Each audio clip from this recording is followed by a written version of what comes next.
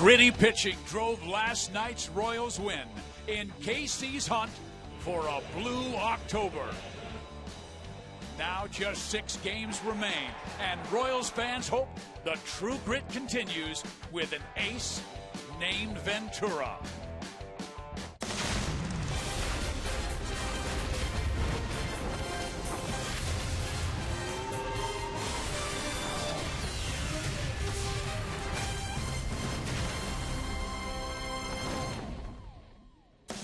Royals baseball is presented by Academy Sports and Outdoors. Tonight from Progressive Field in Cleveland, Ohio, Game 2 of this series between the Kansas City Royals and the Cleveland Indians. Hi, everybody. Steve Physiak, Rex out there with you. When this season began, Rex and I both said the Royals really needed to have 2 young pitchers emerge, and they have. Ventura and Duffy have combined for 22 wins this year, and Duffy last night with 6 shutout innings now hands that baton to Yordano Ventura. Undoubtedly the future of the Royals are these 2 young hurlers, because 90% of the game revolves around who's on that mound. These guys possess the stuff it takes to blow it by hitters even when you're in the middle of the plate. That's the definition of stuff. Now this guy, too, is tough. That's right, he's got the stuff and he's tough, and it's some cheese at the knees.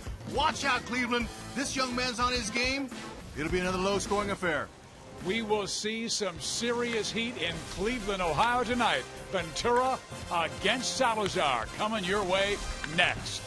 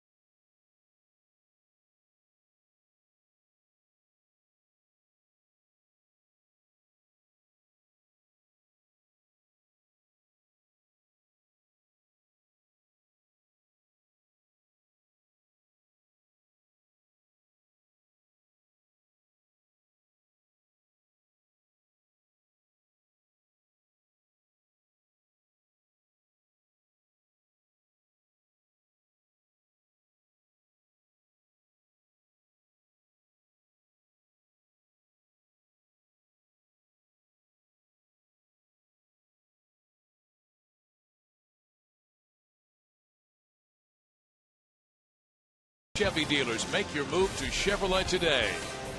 By Missouri Lottery, try the new Lucky Sevens playbook. And by ATT Ubers, find out what's possible with ATT. Call 1-800-PICK-ATT, mobilizing your world. It's a beautiful evening in Cleveland, Ohio. right by the lake, and there is Ned Yost. Tonight will be Ned's 770th game as manager of the Royals, tying Dick Howser for the most games managed in franchise history. His team one game back of Detroit for the American League Central lead, and of course in the wild card they're just a game back of Oakland for the #1 spot, but they have one of the 2 wild cards with a 2-game lead over Seattle, who lost last night. Here's the Royals lineup. It is the typical one with Escobar, Aoki, Kane going 1, 2, 3, and Eric Hosmer, Billy Butler, Rex again going 4, 5. That's right, same lineup. And I'm going to tell you, my prediction is with both of these pitchers thrown today, both young guys and obviously a big future ahead of them, with that fastball that they possess, I would expect guys to be aggressive, swinging early in counts, and trying to attack them before they get you. That's how you face a guy like this. Well, here is Danny Salazar. You see his record at 6-7 with a 4 ERA, but his last 11 games, his earned run average is at 3.06. He's going to be tough. Fastball, slider, change, mainly 4-seam fastball, straight and firm. Hitters like that. A little slider and a change. He's going to try to beat him with that fastball, though. Defensively behind Cleveland, we've going to highlight the outfielders. They throw the ball well. They're accurate. They've got some assists, and on singles, and guys in scoring position, it could be a play at the plate. Young Gomes does a nice job of handling the base runners. The home plate umpire will be Country Joe West. Ed Hickox at first base, Ron Kulpa at second base, and Lance Barrett at third. And we had a chance to visit with Joe before the ball game, and he came in. He was not part of the umpiring crew last night, but replaced Dana DeMuth, who is ill. So Joe will call the balls and strikes. And Danny Salazar is the pitcher, 6 feet tall, out of the Dominican Republic, a year older than the Royals' Yordano Ventura. And here is Alcides Escobar, hitting .368 in the leadoff role the last 9 games. Has upped his average to .280. Escobar 4 for 9 in his career off Salazar. Now we've seen Escobar very aggressive out of the leadoff hole in this last week. Swinging early. Fouled off strike 1, and as you said, swinging early in the count. Yep, both teams will be hacking early, try to get that fastball. Now that ball can be hit if it's out over the middle of the plate and down about thigh high. We told you .368 the last 9 games in the leadoff role, but overall this year hitting in the lead spot .349. He is down 0-2. Took 2 good rips. Now with 2 strikes, he could shorten up that swing and just try to make some contact. Still got to watch for that fastball to hit it, but that's when you adjust to the slider or changeup you might throw. Fastball's coming. And now that ball that's elevated above the belt at that velocity is tough to square up. You're going to foul a lot of those off. He will throw his fastball 76% of the time, and that's more than most pitchers, but it really moves.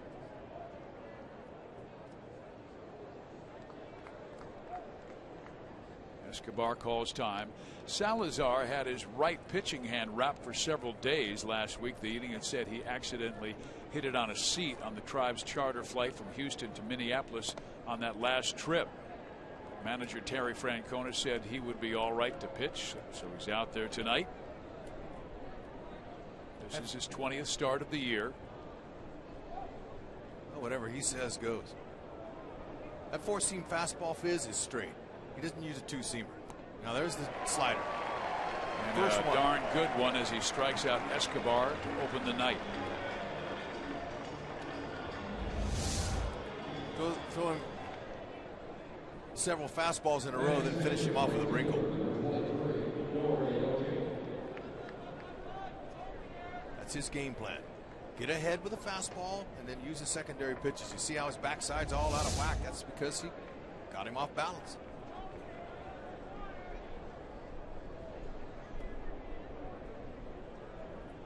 Now Nori Aoki, who has been on fire the last game, 9 games, 17 hits in 33 at bats to up his average to 284.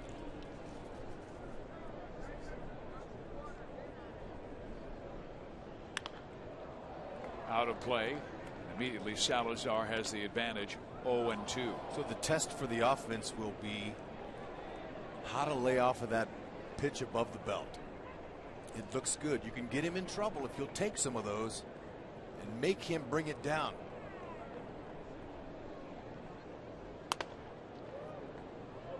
Much like Escobar, as soon as he got 2 strikes, he tested him upstairs with that fastball. Nori doesn't strike out much. It's 47 times this year. He has walked 43. But he'll strike out here on another outstanding slider, where the Royals saw a great slider last night in Carlos Carrasco, and they were able to solve him in the first inning by scoring a run. Okay, now with 2 strikes, the pattern on the first 2 hitters has been that slider, so they're going to have to start taking that pitch as well, because you can't hit it. You just have to watch it and hope he throws it for a ball. And Kane had a rough time with Carrasco's slider last night.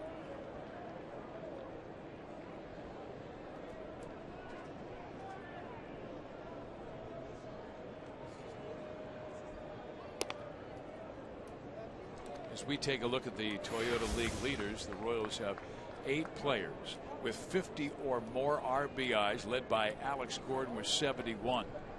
Escobar joined the pack last night with an RBI on an infield hit in that 5th inning. If you're looking at those numbers and you're the opposing team, you're saying to yourself, wow, there's not really one big guy in that lineup that's having a career year. We got to be careful with all of them. That's a good trait. Passing that hit baton around with runners on scoring position.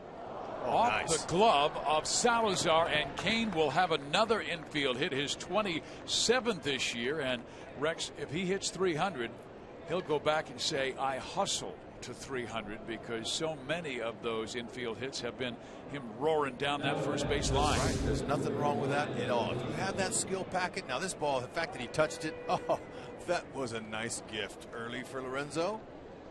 Because it would have been a routine out, but Salazar slowed it down just enough. Yeah, you have that skill set, you'll take it. Altuve of Houston has 35, Martin of Texas with 30, and then Kane. Lorenzo might be going early in the count. He just had a modest lead, and it's a strike to Hosmer. Oz has had some success against Carrasco. He's 4 for 6.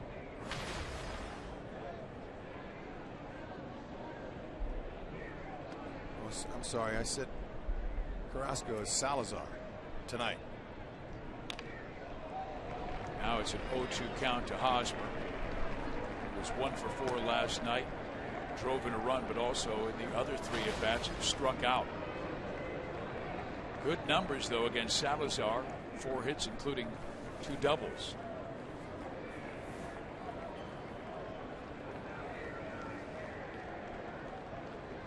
The Royals at 85 and 71. The Tribe at 82 and 75. Kane does not go, and the pitch is low and in. 1 ball, 2 strikes. There you go. So Hosmer, he's watching the hitters before him. Lay off that slider to make him throw that for a strike. Hunt that fastball out. Key too is to stay short with your swing, make it compact, and let that velocity supply the power.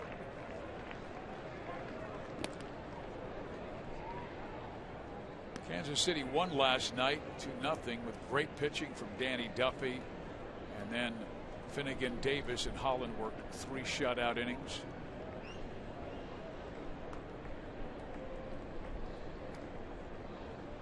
Kane goes, pitches swung on and missed. Down goes Hosmer. Down go the Royals with a 3 strikeout first inning for Danny Salazar.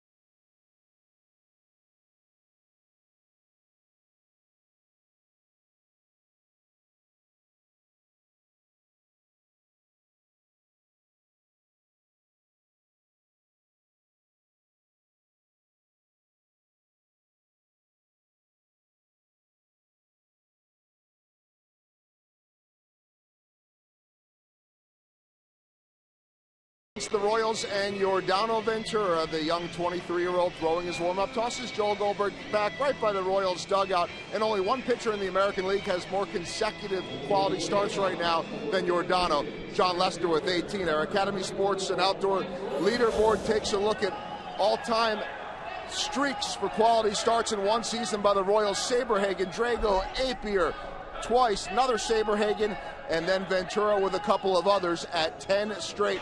Guys, had a chance to talk to Dave Island. What makes such a young kid so consistent? He said, one, he recognizes now when he gets out of his delivery, he can make those adjustments on the fly, and we know all about the competitiveness of James Shields in the Fire.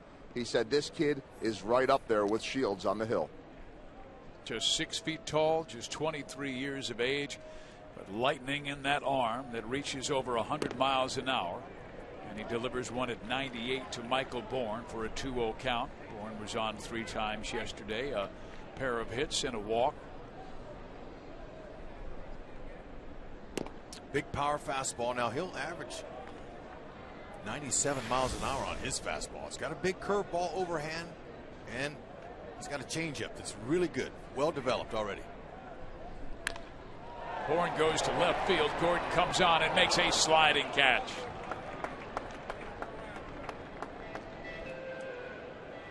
Nice. Make sure you adjust that uni, Alex. Way to come undone. That's right. Look at that. He leads the ball slicing towards him. He knows that. He's able to read it. Made that look easy. Pounced on that like a cat. Escobar, man, is he solid. This guy's an Iron Man. 156 starts this season. Last time a major league shortstop played in all 162 was Jimmy Rollins of Philadelphia back in 2007, and Escobar likely will do that. I don't see Ned putting anybody else out at the shortstop position other than number 2. Nope.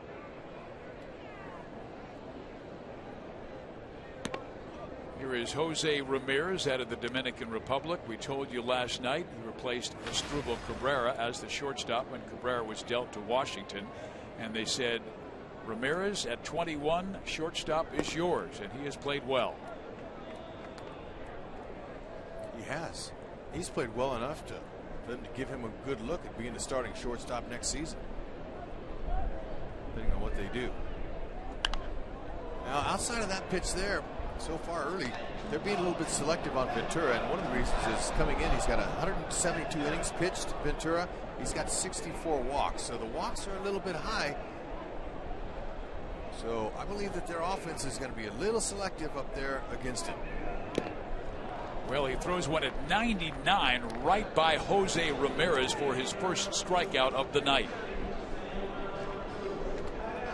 And of course, Ace is our Kia starting pitcher at 13 and 10, 3.19 ERA, outstanding in your rookie year. And Rex just circled it. No home runs last 57 innings. That goes back to late July. That could mean the difference in this game here. He's got to be able to keep the ball in the yard. This gentleman right here stepping in, and Santana present the biggest obstacles for him, with both hit from the left side of the plate, where Ventura has given up 9 home runs to left-handed bats, just 4 to righties. If you combine Brantley and Santana's home runs, you're talking 47. Brantley gets a lot of his off of right-handed pitchers, and there's one at 100, but not even near the mark. Biggest thing for Ventura is to try to stay within himself. Brantley with a 13-game hit streak, batting .442 in that time. Raises the outside corner to even the count at 1.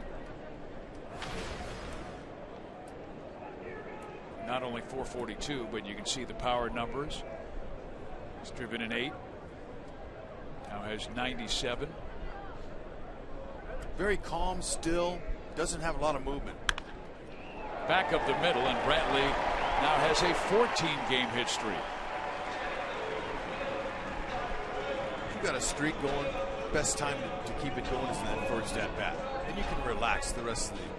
Even though that's not his premium goal, is to have a hitting streak, he just shorten up the swing. Yeah, that's how you do it. Just try to make contact on a hard throw.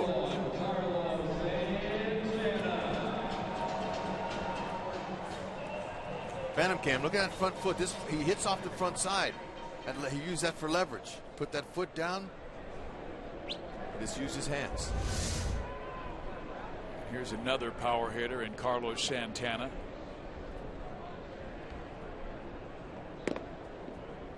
Very hot in the second half, very cool in the first half, but he has been a destroyer against Kansas City. 7 of those 27 home runs have come against the Royals this year.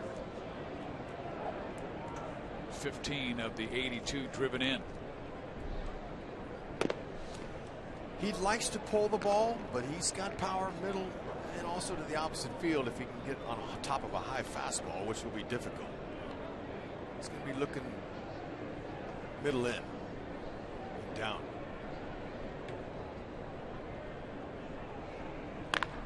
Well, he whistles that one foul as Ventura left the hook up in the zone. Brantley and Santana have been a monster against KC this year, but the rest of the Indians only batting .244 with 5 home runs. So as Rex talked about at the start of the game, take care of the middle of the order. Make sure Bourne and Ramirez are not on before them. 2 balls, 2 strikes as he went with the changeup. Brantley, he'll steal. He leads the team with 23 stolen bases. But right here, be surprised to see him go with Santana hitting. He might try, but a power hitter like him, you don't want to take a chance making the last out. Now he's got to lead off the next inning. Plus he could wait until it's 3-2. Yep.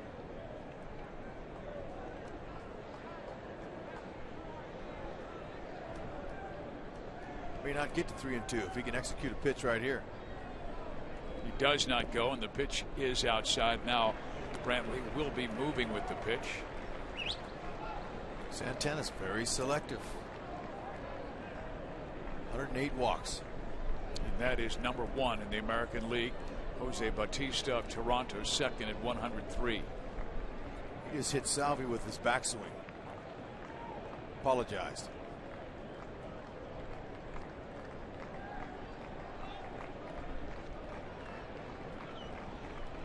And it's in the dirt, ball 4. So a single, a walk, and now David Murphy's coming up.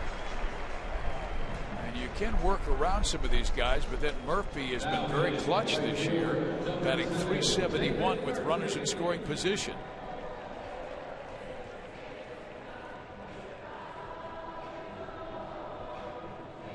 Joe West giving Salvi a little breather after that curveball in the dirt there.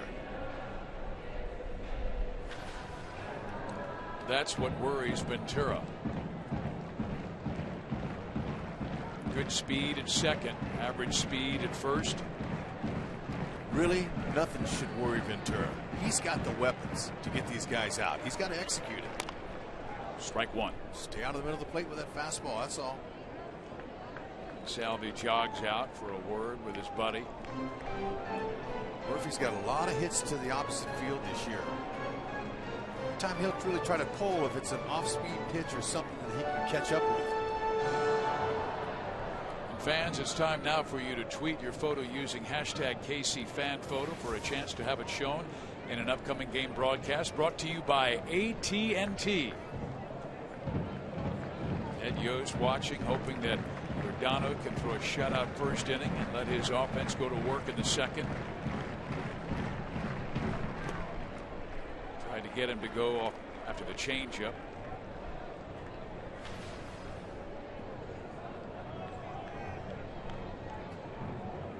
Murphy's got a few hits. He's going to try to stay level with that stroke. Right there, that's what he does. He has that bat that's flat on his shoulder like that, and he just takes his hands and goes straight to the ball. That's eliminating any extra movement. Shortest path. Now that he has 2 strikes on him, would you go above the belt with that fastball? Yeah, I might try to get him up there, see if he'll swing at it. He does, up and in though, and a 2-2 count. Ventura's just a little bit flying open with that front shoulder. He's leaving that ball up.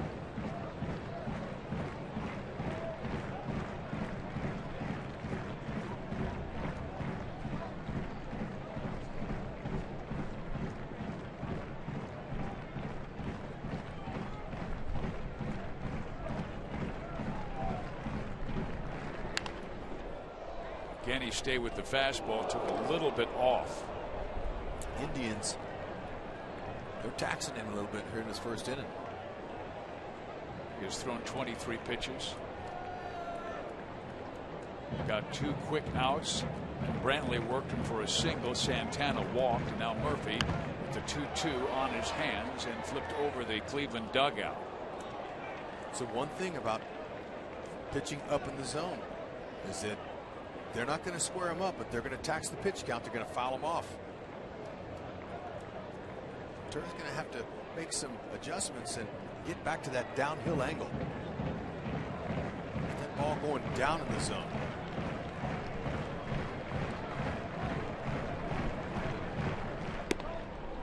Just barely missed inside. Now both runners will be moving on the 3-2. Much like last night, Danny Duffy didn't have his good command early, then straightened things out. Royals hoping that Ventura can do the same. 2 quick outs, then trouble since. Challenge him the fastball here. And he goes for it. And Hosmer has it. Gets it to Giordano. Inning over.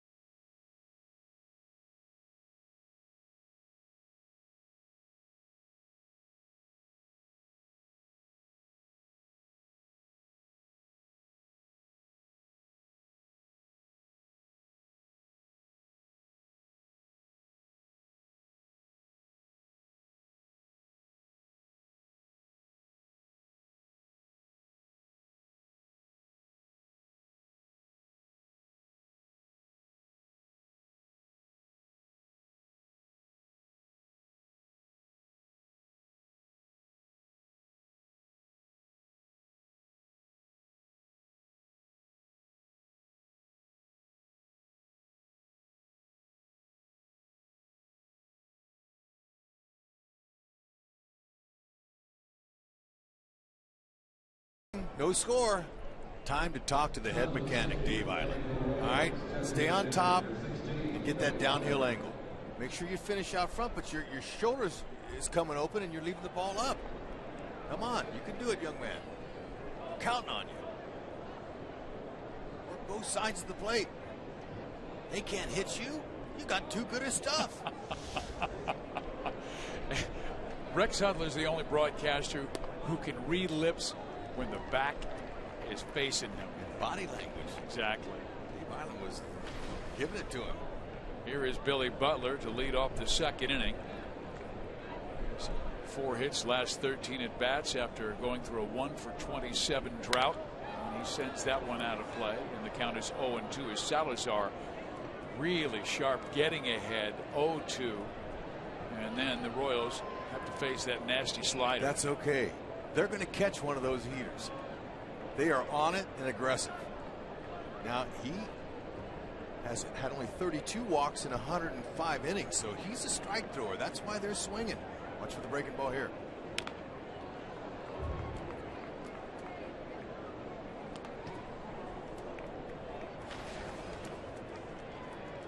Good numbers for Billy, including 3 doubles. We told you a different Salazar in the second half. They sent him down to AAA to work on some things, and he did, and came back strong. To back and out of play.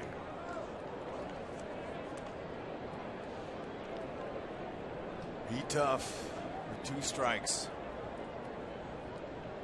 got to just hope that he leaves something up or close. But that slider in the dirt's been working for him. Punched out the side in the first.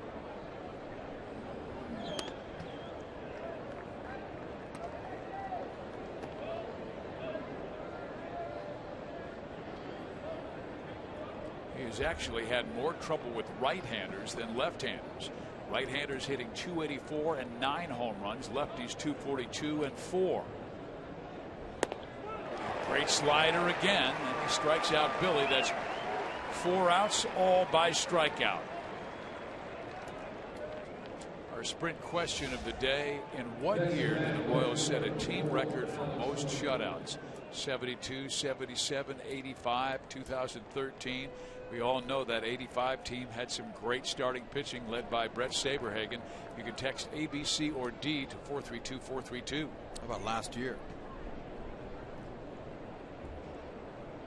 Staff was as good last year as they are this year.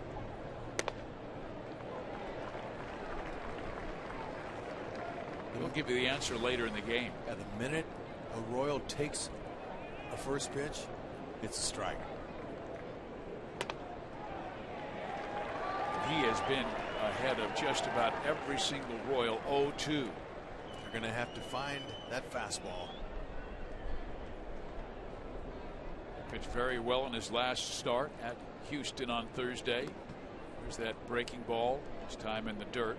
He surrendered just 1 run on 5 hits across 7 1/3 strong innings in that start at Houston, but did not factor into the decision. Scott Feldman threw 8 1-run innings of his own. Chases the breaking ball. All 5 outs by strikeout. Whew, man, and the Royals, they don't strike out. I mean, they're a team that puts the ball in play, so obviously Salazar's got some good stuff tonight. Now, that pitch there that goes straight down, that's his changeup. Now, it has action like a split finger that breaks down, so he's got 2 pitches that are working for him. A slider that moves down, and also the changeup that acts like a split finger.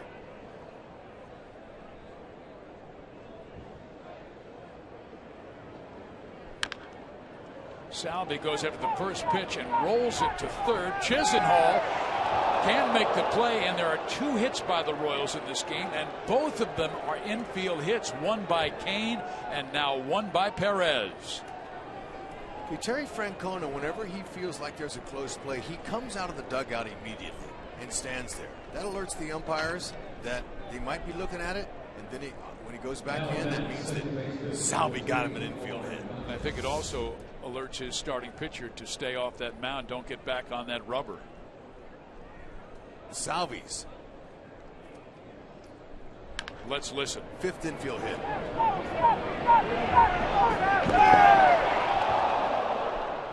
That was Rusty Kuntz, the first base coach, willing him down that line. So Salvi with his 2nd hit of this series. Both hits, infield hits so far.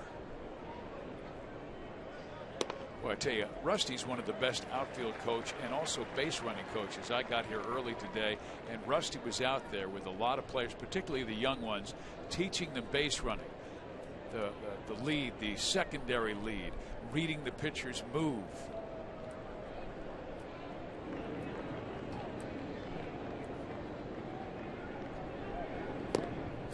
It's a very difficult job to be a coach. There's a lot of work involved.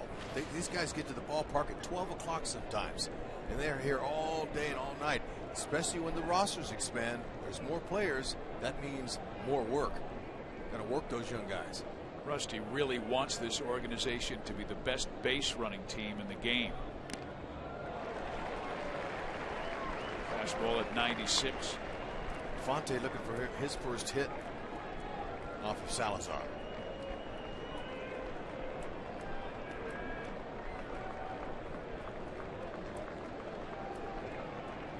He is like the Royals' Ventura, about the same size. He's 6 foot 190. Ventura's 6 foot 180, but both just incredibly quick arm speed. So far, Salazar better command in this one.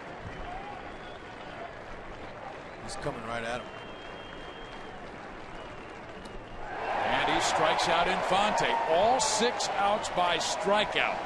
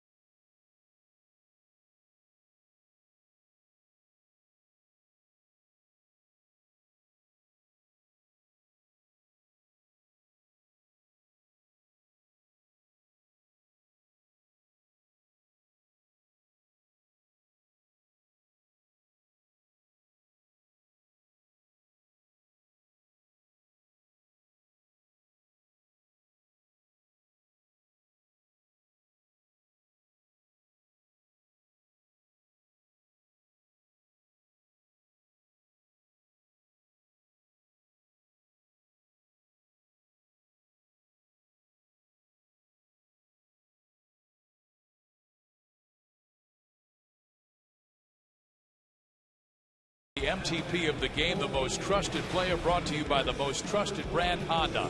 Yordano Ventura in his last start, everybody said, I don't know if he'd be up for the challenge facing the great Chris Sale of Chicago, but he was, as he outdueled Sale and got the victory over the Sox 6-2. I'll say he's very trustworthy, but hopefully he listened to Dave Island's instructions in between innings. There it is. Stay right downhill. Get that ball down. We need this young man to stay in the game. Pitch count will be important. Here is Jason Kipnis, and he rolls with his second. Nice big hop for Infante. There's the first out. Well, Duffy found it last night, Rex, and he did a great job because he forced Cleveland to strand 5 runners in the first 2 innings, and after that he said, I found my man, my release point. He was rock solid the next 4 innings. Yeah, talking with him today before the game, I asked him about that first inning.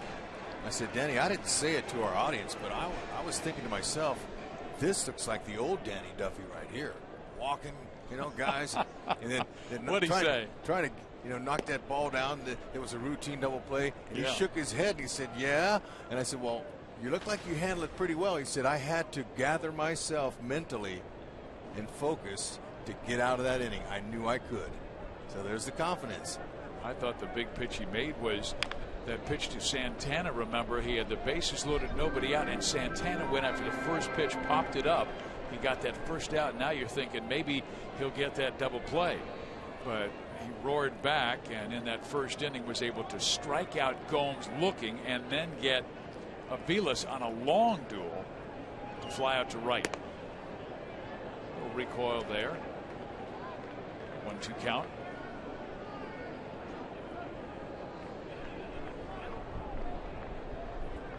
Gomes just 1 for 10 against Ventura.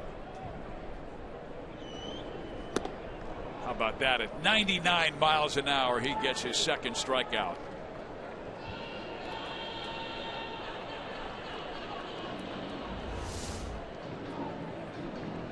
Free and easy. Fun to watch Ventura pitch with the gift that he has. That arm, that motion. Dave Island spends a lot of time with him, encouraging him to not try to too hard. Don't try too hard. Try less. Lonnie Chisenhall has good power. 13 home runs this year. Had that incredibly hot start to begin the season, was hitting .393 on June 11th, but just .218 since. And Rex, I said he was hitting .393 on June 11th. On June 9th, he had one of the greatest games of the season. 3 home runs, 5 hits, 9 RBIs, and you just wonder if he started getting a little power conscious, because right after that game, he went into a little tailspin and hasn't been able to really get out of it. Well, until you found out what kind of player you are, you'll struggle when you hit for power, because it'll take you out of your game sometimes. You're going to go up there and swing for the fences. So the delicate mental muscle of a hitter and a pitcher sometimes can work in reverse. You got to figure it out. What kind of hitter are you going to be?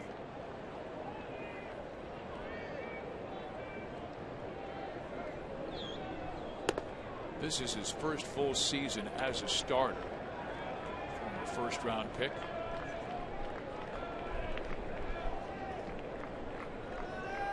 Ventura got a first 2 outs very quickly in the first inning, and then gave up the single to Brantley.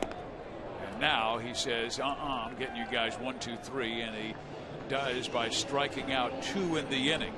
Very good listening. What a nice student Ventura is.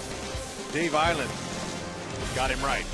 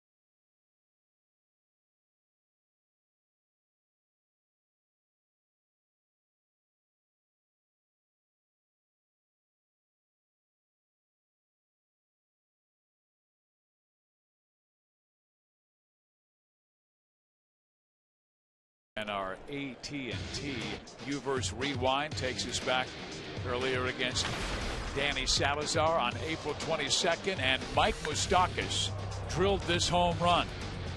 One of 4 he has hit at Progressive Field this year. And the first pitch by Salazar is up high, ball 1. Are you calling a homer for Moose? No, I'm just doing what I'm told to do by our producer, Joe Lavero. Okay. Which is read the AT&T Uverse Rewind. It's okay, though, you know, if you call a shot and it works. Well, this is the first out recorded by Salazar. That was not a strikeout. He had struck out the first 6 Royals by out. Of course, in between were a couple of infield hits by Keane and Perez. Jacob deGrom struck out the first 8 to start a game a few weeks ago. Boy, he has electric stuff early in this one. Was signed by the Indians at the age of 16 out of the Dominican Republic. Indian scout spotted him at the age of 13, HUD, and kept following him and watched him grow up and said, we got to get this guy, and they did. And he hails from Cabrera, located on the northern coast of the Dominican Republic, known more for its beautiful beaches than its baseball.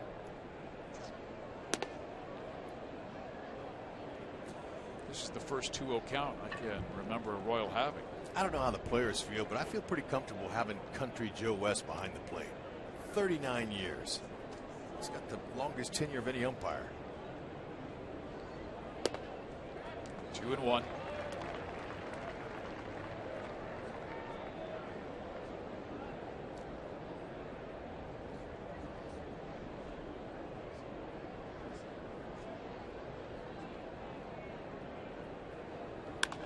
Back with the fastball, lifted in the air right side, and that is an easy play for David Murphy, and there are 2 outs now in the third. Parents, you can still sign your kids up for Slugger's Blue Crew, the best kids club in Major League Baseball. Every package comes filled with limited edition Royals apparel and great deals valued over $100. You can now receive your exclusive membership for just $15 as part of our end of the year sale. To order your very own package, go to Royals.com/Blue Crew. Aoki up.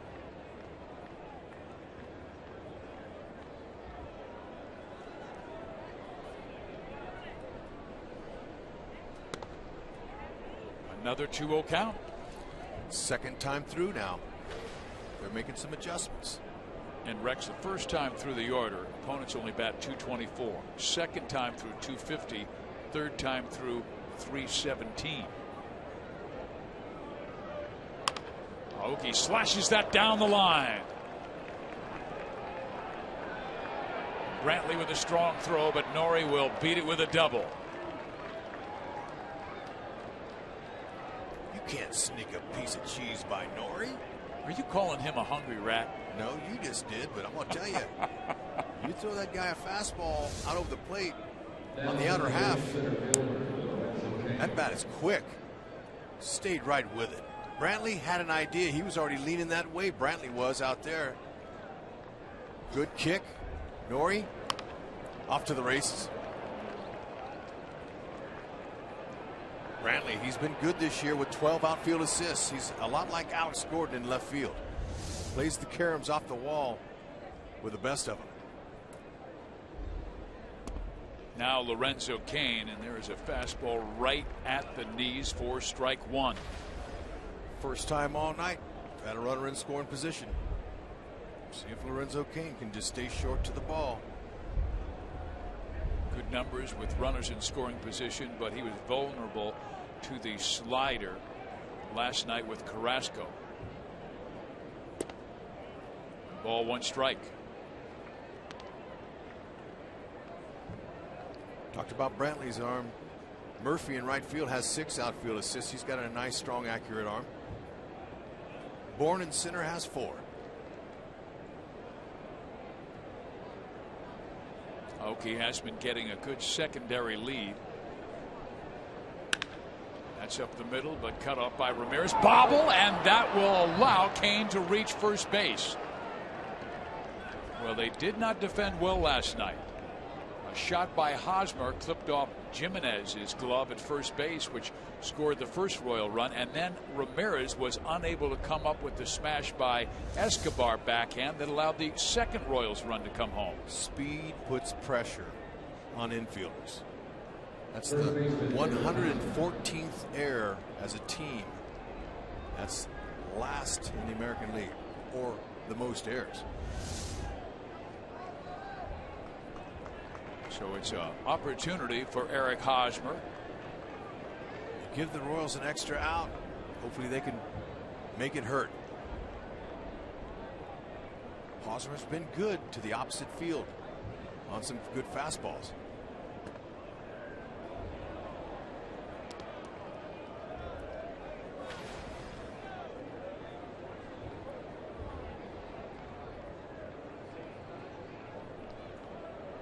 .291. That's a good average. Focus time. Get that lead.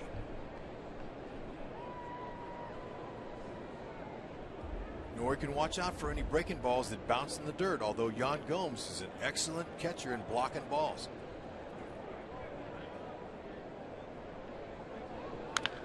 Pulled to the right side. Santana has it. Come back to the bag. And record the final out. The Royals threaten but do not score in the top half of number 3.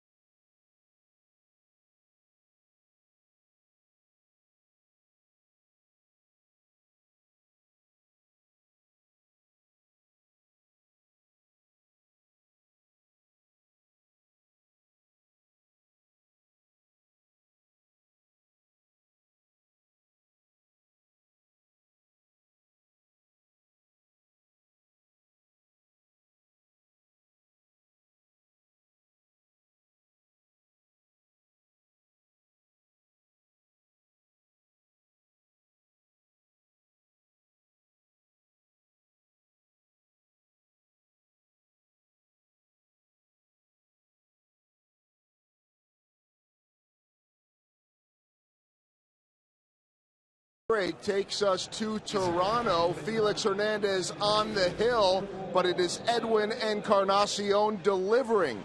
The Mariners, though, behind Robinson Cano, have just put up 2 runs.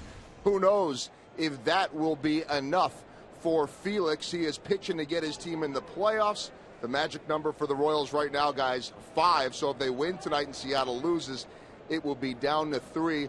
Also at stake, at least from a personal standpoint, Felix perhaps pitching for the Cy Young. Think that he's in the lead. He's got the name. Corey Kluber, though, may have the better numbers. I know what the people here want. We're just happy we didn't have to see Kluber. You got that right. Felix with 14 wins, Kluber with 17. I was talking with pitching coach Mickey Callaway about him earlier tonight as you see Ventura knocked down. Ground ball struck by Mike Aviles, and he is thrown out. Mickey Callaway said, Fizz, 2 years ago, the guy couldn't throw a strike, and that's all he does now. And Kluber has great stuff. It's one of the top strikeout marks in Indians history, which includes guys like Bob Feller, Bob Lemon, Early Wynn, Sam McDowell. Now it's Michael Bourne.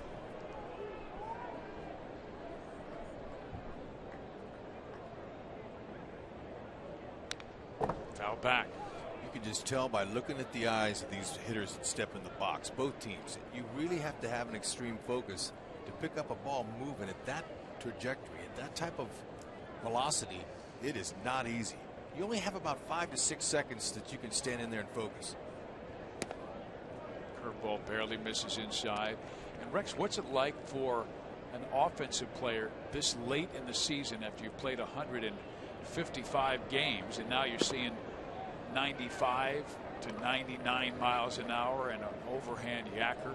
Well, these guys all have something going on with their bodies, but when it becomes game time in situations like this, the adrenaline, that gets you going. That's your extra man out there. That adrenaline keeps you forget about your pain and you go out and execute when the whole world is watching. I remember you telling me when you were playing every day you would be exhausted, but you said, I come out of that dugout and see that green grass and it just seemed to invigorate me. Yeah, you know, especially game time. You get out there, man, and I tell you, that heart starts pumping. Ooh, got him. He has 4 strikeouts now and gets the first looking Michael Bourne on that curveball, and Joe West took his time to ring him up. Sure did. That's that hammer. Good to see him starting to locate that. And Bourne, he's got to go. Didn't want to. but he's got to. Now Jose Ramirez, who struck out swinging first time up, he now has 4 hits in his last 19 at bats. Carlos Carrasco was dynamic last night but took the loss. Ramirez didn't help him out last night on this play. That was a crucial play for him. Good shortstop.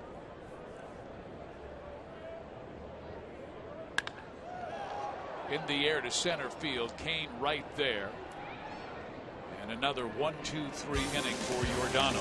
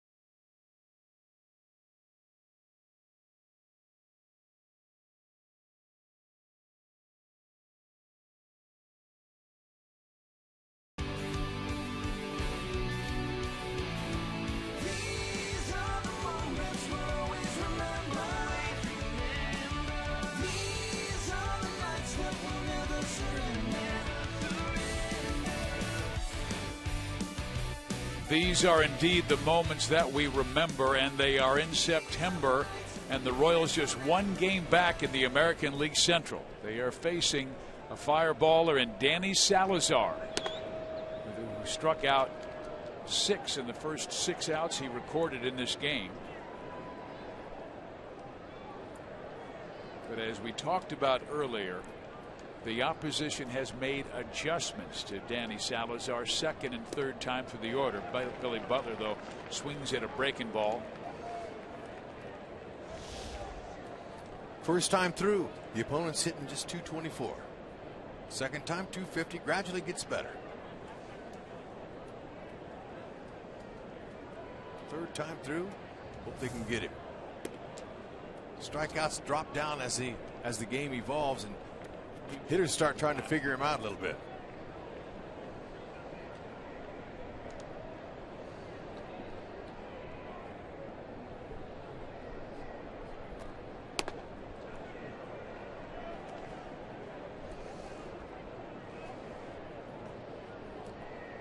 Three and one.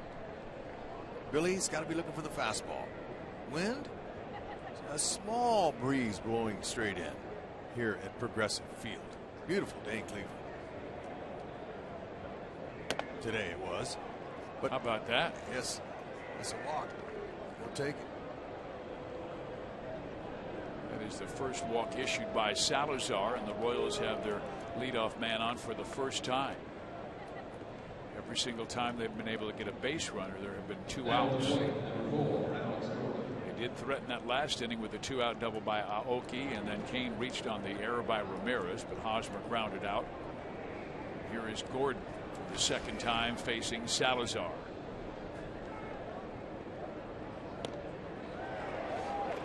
First 2 pitches in last at bat for Alex. He blew 2 fastballs right over the middle of the plate, didn't swing.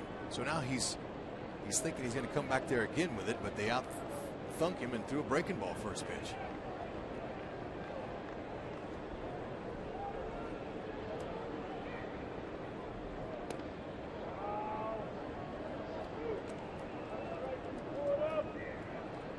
Obviously, Alex Gordon has been pressing. This time of the year, they didn't expect to be moving him down in the order. He's only batting .177 his last 32 games. He ropes this one to right center field. Billy must stop at second base. Wasn't sure if the second baseman, Aviles, would be able to reach the baseball with the angle that Billy had as he left first base.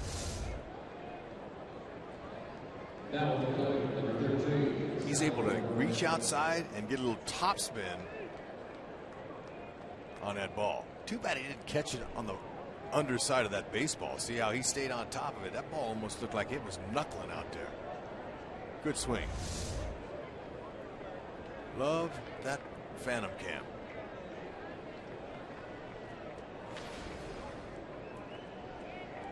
With runners at first and second, the Indian defense cannot play Salvador as dramatically to pull as they normally would with nobody on.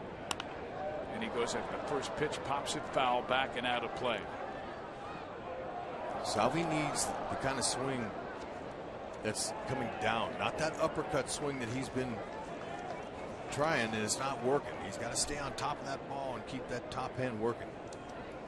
His last home run was September 1st against Colby Lewis of Texas, 76 at-bats ago. I like his starting position. His bat's level. Ooh, Salazar wanted that.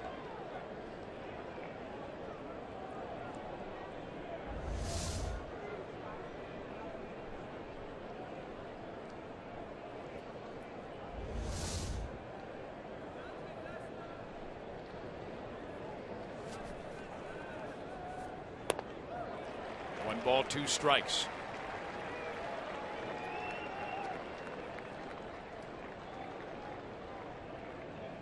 Looks like Salvi talking to himself, saying, why did you swing at that pitch? Wasn't close. I'm looking to see if he learned from it and throw it again.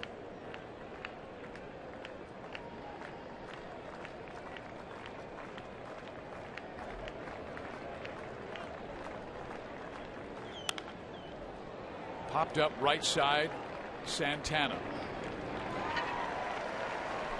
One out. Infield fly was in effect. Fans, the most popular way to follow the Royals' push to the postseason is with MLB.com at-bat, the #1 app for live baseball. Enjoy live look-ins, replay reviews, scores, live radio broadcasts, the MLB.TV game of the day, and more. Get at-bat for your smartphone or tablet on the App Store or visit MLB.com. Well, here is Infante.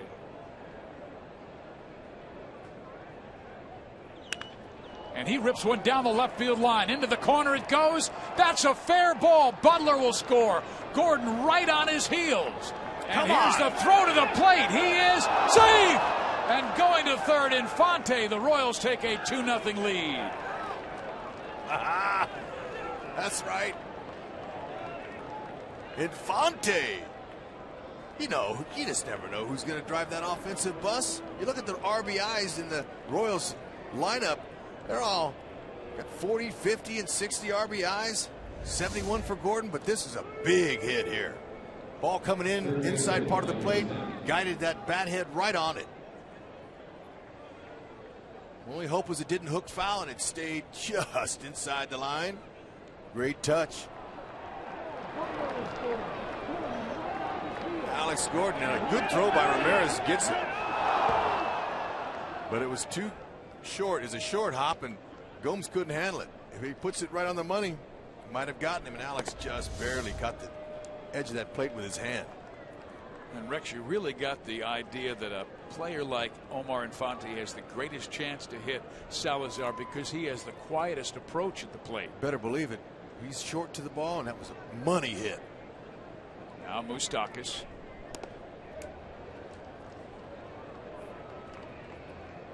It was so quiet here last night, you could hear a pin drop, and you love to hear that. No sound. Pin drop on Cotton. It's possible to not hear any sound. Moose is waiting him out.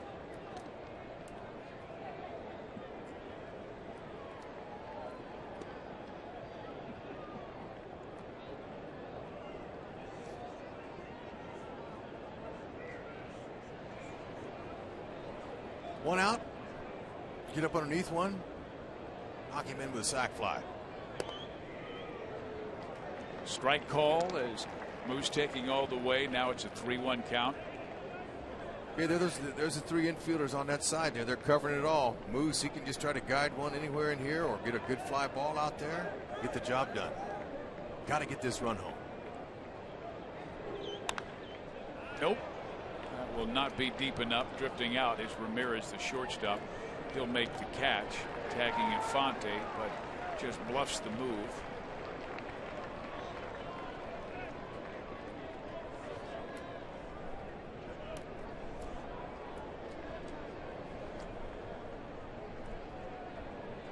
Escobar has been clutch of late. He came up with a second RBI with a single smash off the backhand try by Ramirez at short.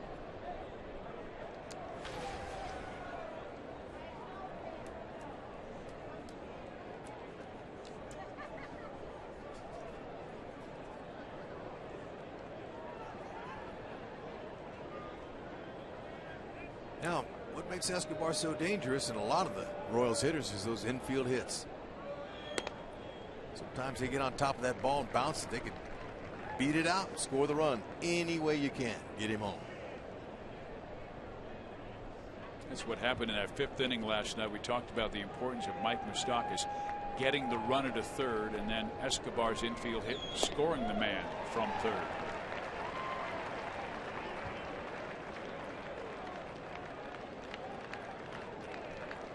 Alex Gordon was able to reach on the base hit and then would score the Royals' second run when Infante doubled off the left field wall.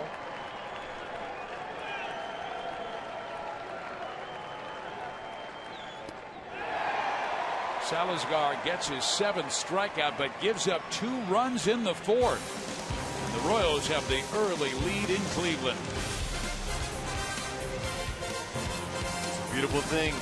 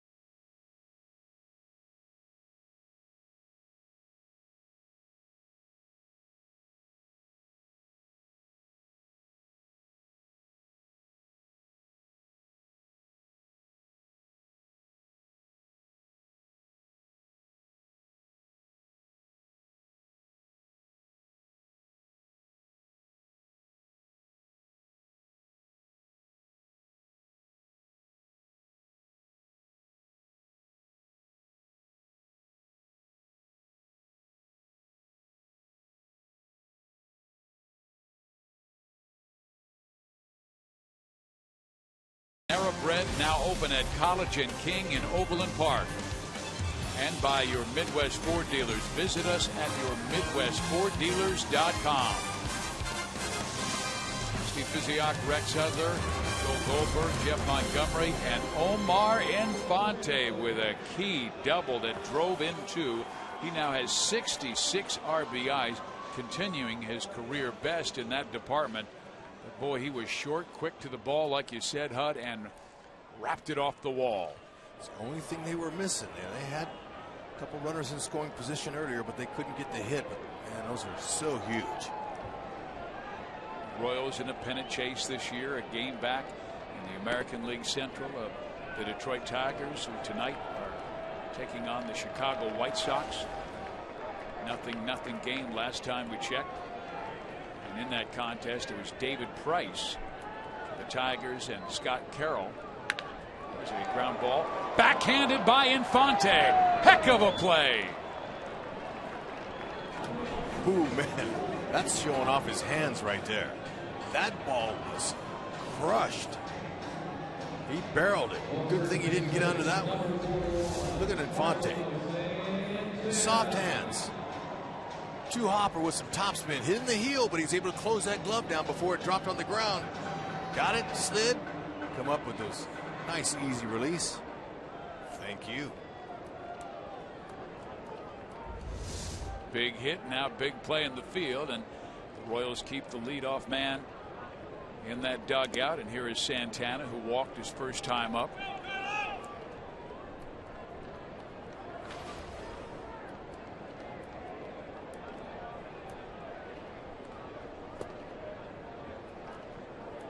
Carlos came up as a catcher, but to tell you about his team philosophy, Terry Francona said, we'd like to try you out at third base. He said, okay, Skip, I'll do that. Did that in spring training, but when Chisenhall got hot, they said, we need you at first, and he went over there. And now a 3-1 play and 2 quick outs, and that's the 2 men you want to really be able to work around well. And he gets Brantley, he gets Santana, and 2 gone in the 4th.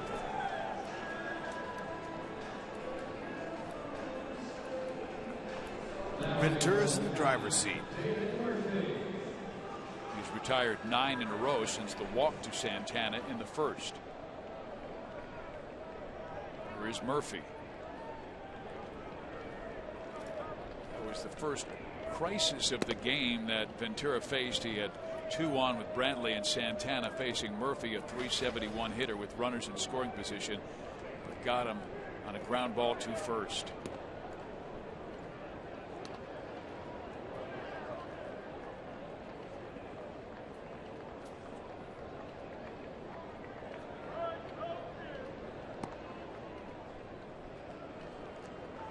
Giordano set the Royals rookie record with his 21st quality start last week against the Chicago White Sox. That's 5th all time in Royals rookie history. Bob Johnson had 206 strikeouts in a rookie season, and Giordano with 5th in the mark with 147.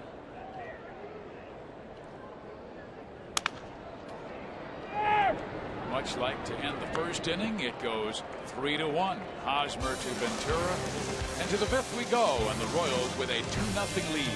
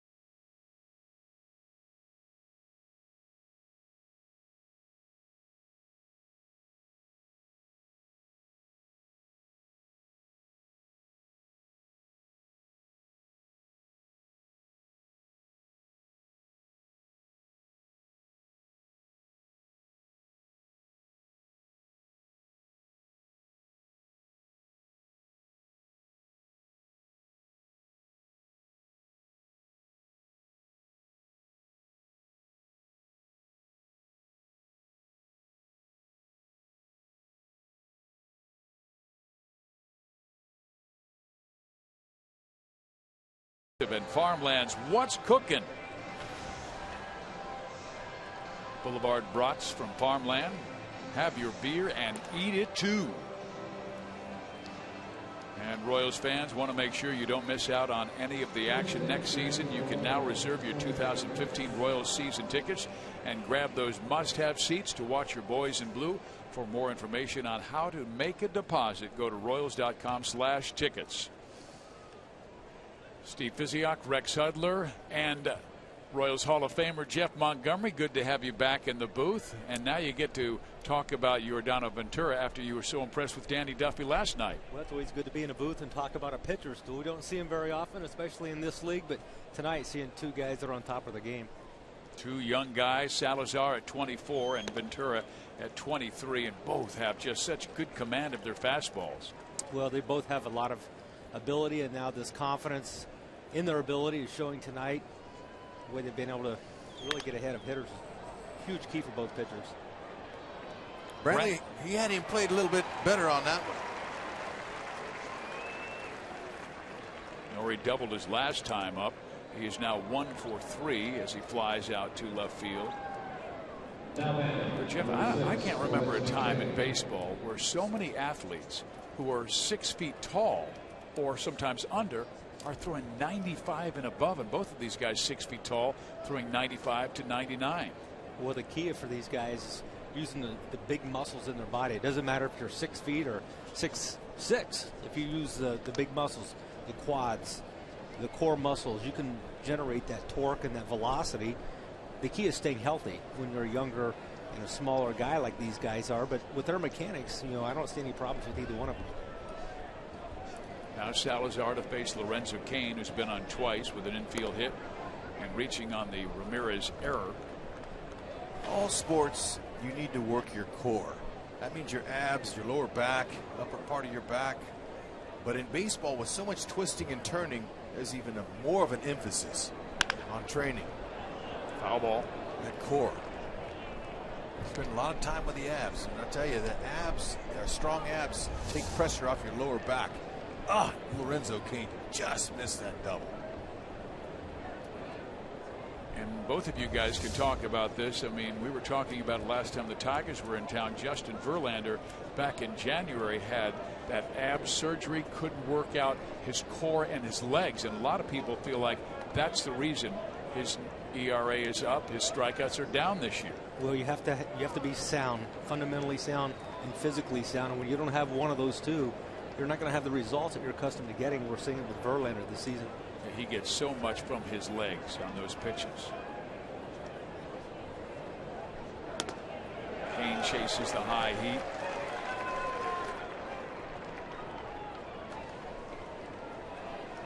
Royals won by a score of 2-0 last night.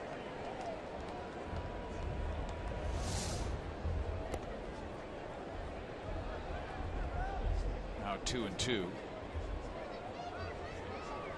Seems like the Royals more determined to take that slider. They were chasing it in the first 2 innings. Another slider, and that was a wicked one. And that's his 8th strikeout in not even 5 innings. We're third time through the order now. We showed you first time through, second time through, and third time through the orders what the average against Salazar is. And this is the time that they hit over 300 off of it. And Salazar is known for that fastball. He's throwing over 75% of his pitches are fastballs, but tonight his off pitches have just been incredible. He's expanded the strike zone very effectively with that. His changeup now acts like a split finger, so it goes straight down. He's got two really good movements that can offset that 4-seam fastball.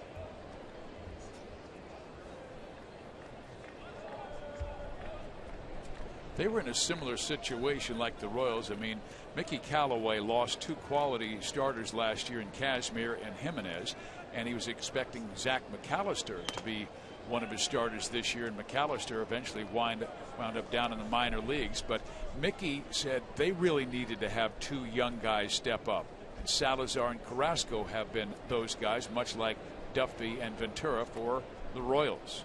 And really part of the beauty of that, regardless of the Indians or the Royals or any other team in baseball, when you have those young arms that are young, strong arms, there's going to be a bright future for those guys. You're going to see Salazar and Ventura battling out here now for a number of years here in the American League. Oz takes the change up low. Royals doing a better job of spitting on them balls in the dirt. Taking them. Make him come in there.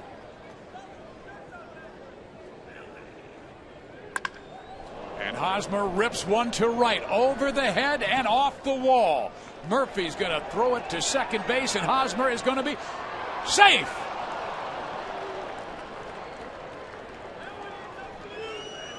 He scalded that baseball, but it almost seemed like he got on top of it.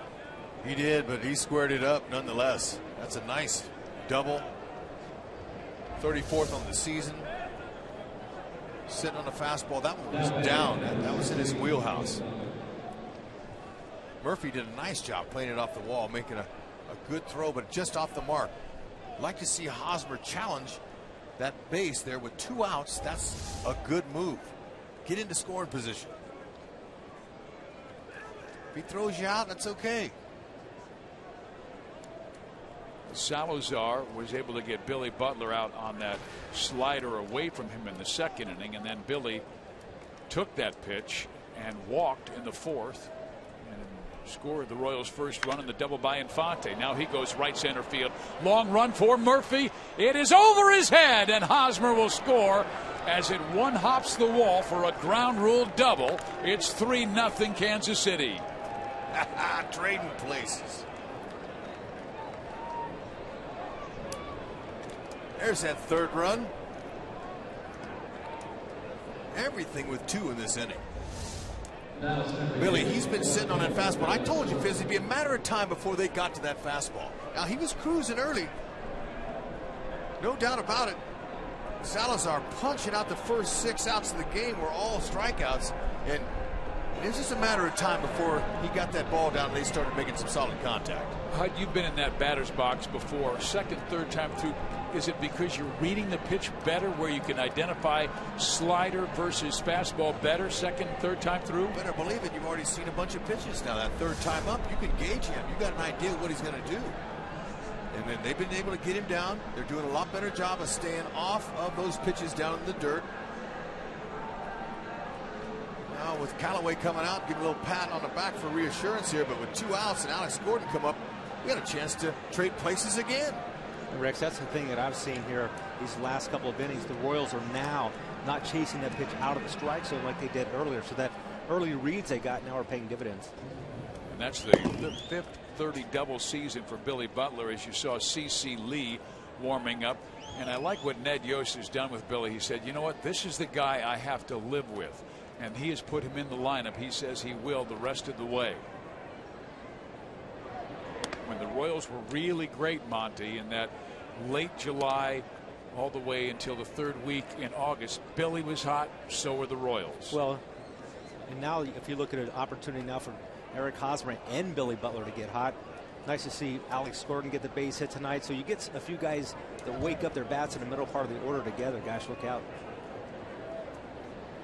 Well, and it's time. It's time for these guys to get hot. They've been in the valley for a while. Everything's peaks and valleys. We know that. It's so difficult to stay on top of the peak for a long period of time. But once you've been in that valley long enough, you start climbing yourself out. It could be just the nick of time this week. Be a good time to do it.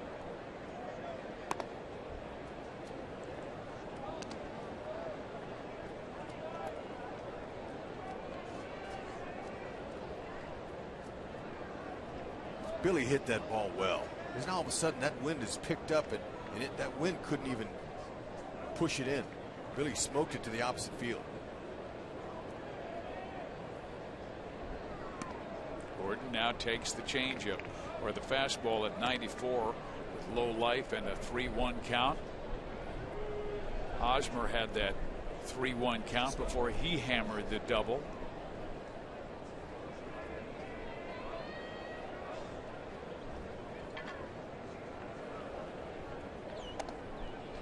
Can't blame him. Pretty much intentionally walk Alex Gordon. And they'll face the right-hander. They wanted Salazar to face Perez, and it's interesting because right-handers are having more success against Salazar than left-handers. I told you they're batting 42 points higher from the right side than from the left. Split the gap here or hit it over the fence, and that would break the back of the Cleveland Indians. Would essentially put their season on ice.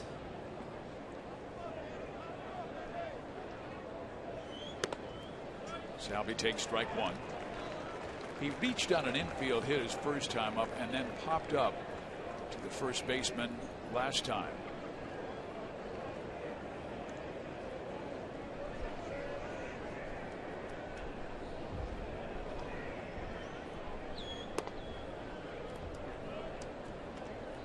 Salvi saying, give me one of those other ones again you threw me first pitch. Both Monty and I read the look on your face like, oh man, I want that pitch. First pitch was the one. Now maybe he'll give it to him again. 2 on, 2 out. There's a shot to left. Brantley goes back and can't reach it. Butler will score. Here comes Gordon, and Salvador will trade places with the others, and it's a 5-0 Royal lead. It's about time for Salvi. Middle of that order is starting to wake up. And I'm surprised, Rex, that he got another pitch there in the middle part of the strike zone. As a pitcher, you got to give the hitter at least one good pitch. He gave him 2 good pitches. You better believe it. Took the first one. He didn't take that one. Didn't miss it. All over it. He got his wish. Same pitch as the first one he took. Right down the middle, and Salvi did not miss it. That ball had some backspin on it, and Brantley might have some tracer burns on his face from that velocity of that ball going by him like that. That's timely. Hey, Monty, how about the way the Royals offense has adjusted? They struck out their first 6 outs, and here in the last 2 innings, they've scored all 5 runs. Well, I think they're just kind of luring him in a little bit. I think they're teasing him, waiting to get these middle innings, because it's a totally different offense now than we saw the first time through.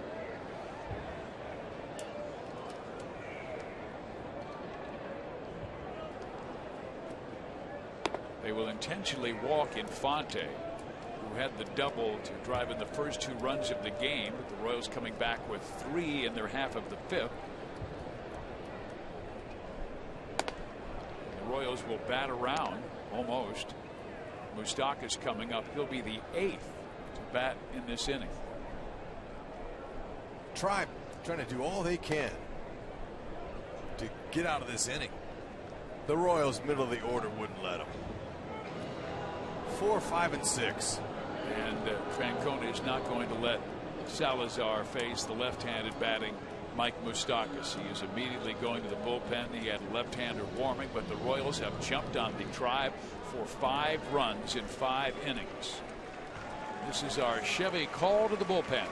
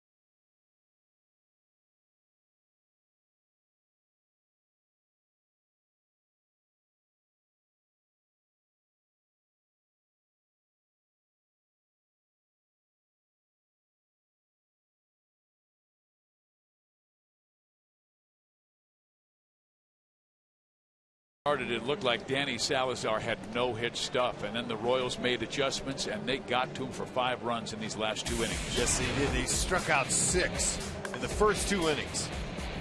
And then the third time around, they said, it's our turn now.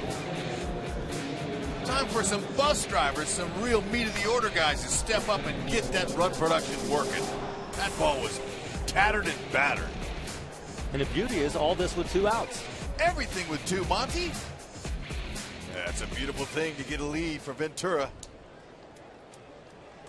Salazar got the first 2 outs. Aoki flied out, struck out Kane, then double intentional walk, double intentional walk, and now Crockett in for Salazar to face the lefty Moustakas.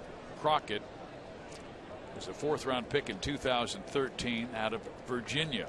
First member of the 13 draft to reach the major leagues. He's sneaky with his fastball. He's going to go 88 to 90 with it. 1 ball, 1 strike. Slider and a changeup. He comes in with 2 on, 2 out.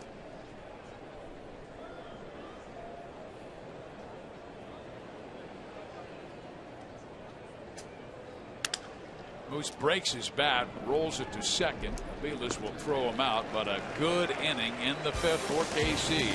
They score 3 more and up their lead to 5-0.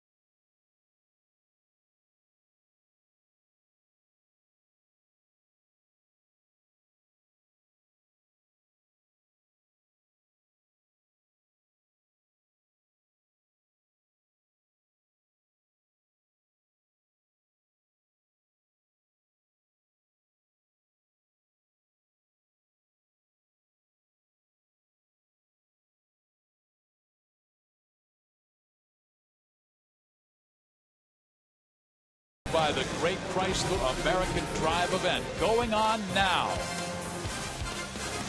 We come to you from Progressive Field in Cleveland, Ohio. Steve Physiak, Rex Hudler, Jeff Montgomery, Joel Goldberg with you. A lot of Royals fans on the road, and tomorrow night they'll be able to see Vargas against Bauer. You will too back in KC. Coverage starts at 5:30 on Fox Sports Kansas City. Vargas looking for win number 12, and Bauer has responded well since coming back from AAA. He is 5-8. Ball 1 inside. Giordano now with a 5-0 lead.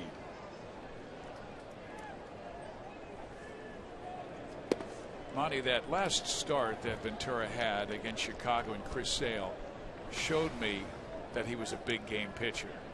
Probably the biggest game of his career up to this point, because the time of the year and the importance of that win and going against Chris Sale, was kind of looking like, Sale may be able to put a significant dent in the Royals' postseason chances with that big series coming up, but Giordano responded in a big way.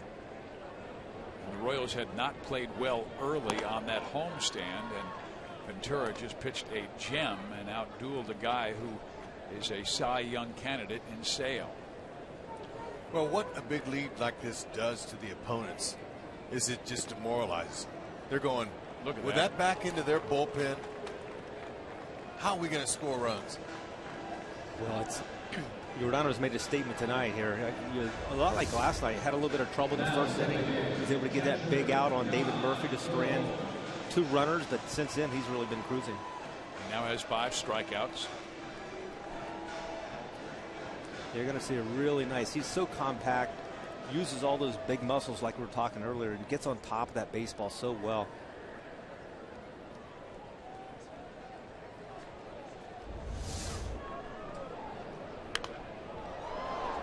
Sent foul. Salazar got the start for Cleveland and started extremely well. He did strike out 8. The Royals were able to get to him for 2 runs in the 4th and 3 in the 5th, and they had 5 doubles off Salazar.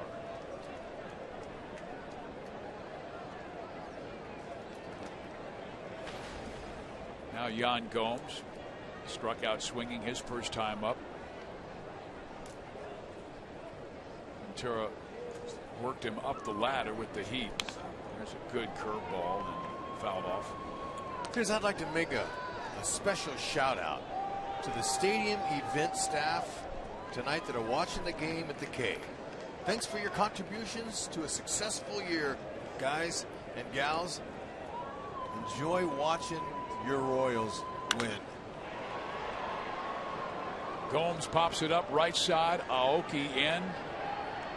2 out. Fox Sports Kansas City also welcomes the St. Louis Blues to Sprint Center on September 27th as they play the Dallas Stars. This is your chance to see NHL action as the Blues take the ice here in Kansas City. And Blues games are on Fox Sports Kansas City all season long. Buy tickets to see them live at sprintcenter.com or visit stlblues.com for Blues ticket options. Lonnie Chisenhall, the batter.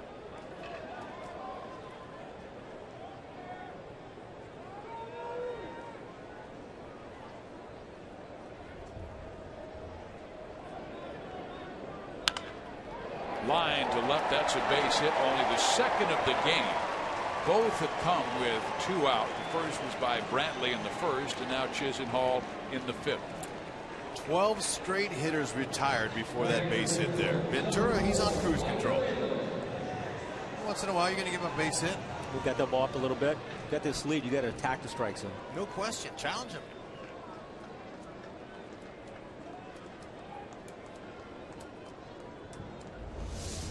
Now Mike Aviles, former Kansas City Royal, was with the organization from 03 to 11.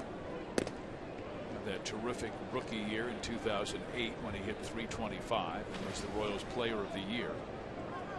Royals fans, just about the playoff chase, more good news about Toronto and Seattle. The Blue Jays jumping all over Felix Hernandez, now have a 6-2 lead.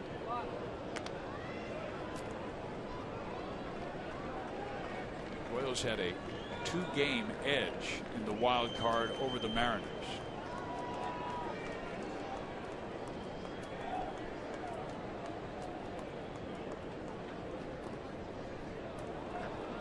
Job by Salve to knock it down, so no advance by Chisenhall. You know, he's talking about Giordano setting the Royals rookie record with his 21st quality start. Well, he's had 10 straight as well. The only Royals rookie ever to post 10 straight, Kevin Appier, had 8 in a row back in 1990. Monty, we still don't know how good this guy is going to be. He's only 23. That's what Dave Eiler reminds us all the time. Remember, he's only 23. So his ceiling is enormous. And one thing you like about him is the adjustments that he's made during the course of the season. So he's been very coachable. He's a guy that made his debut just a little over a year ago. You heard all about it. You read all about it. You knew what he had. But to advance to the stage he has now, and gosh, what, 30-some starts that he's made in his career, really amazing aptitude to learn and to get better. It's hard to do it out there between those lines on that pitcher's mound at this level, but he's a guy that certainly has been able to do it. He's mad at himself with that last pitch. He knew what he did wrong. Comes right back with a good pitch, and Aviles can only foul it off. Aviles looks overmatched. He did last night too against Duffy. Didn't look like he could catch up to a fastball. So why are you going to throw him anything else? He's got a lot of movement in his hitting mechanics. So I think you're right. Don't give him any chance to speed up his bat.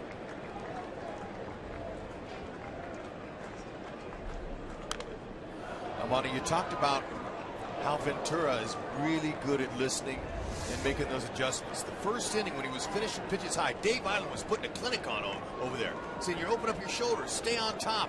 Come on, kid, we're counting on you. You can do it. Dave Island really working him. Yeah, he's got him. He's making sure that he's getting back into his mechanics. A lot like he did in that situation earlier in the season. Seeing Walker Aviles here earlier in the season. He had a little setback with that strain in his forearm, and they were very cautious, missed that start. But one thing that Dave Island identified was the fact that he now understands the importance of staying in the mechanics, staying on top of the baseball. And that's what you get whenever you are able to do that. You replicate that delivery. You repeat your delivery very, very consistently. He has his second critical moment in the game with 2 out in the first inning. He had first and second, was able to get David Murphy. Now with 2 out, a single by Chisenhall, a walk to Aviles, similar to the first inning, and they'll face the left-handed bat in Michael Bourne.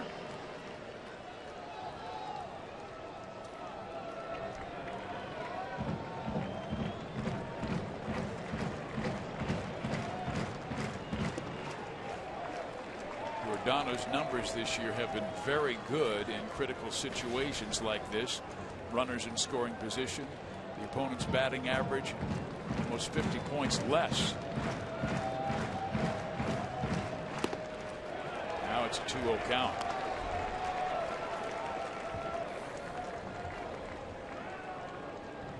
Does not want to let this team back in the game after his club gave him a 5-0 lead with 2 in the 4th and 3 in the 5th. Quiet that drum. There's a grounder to Hosmer. That'll work. And he does the job with 2 on, 2 out. 5-0 KC.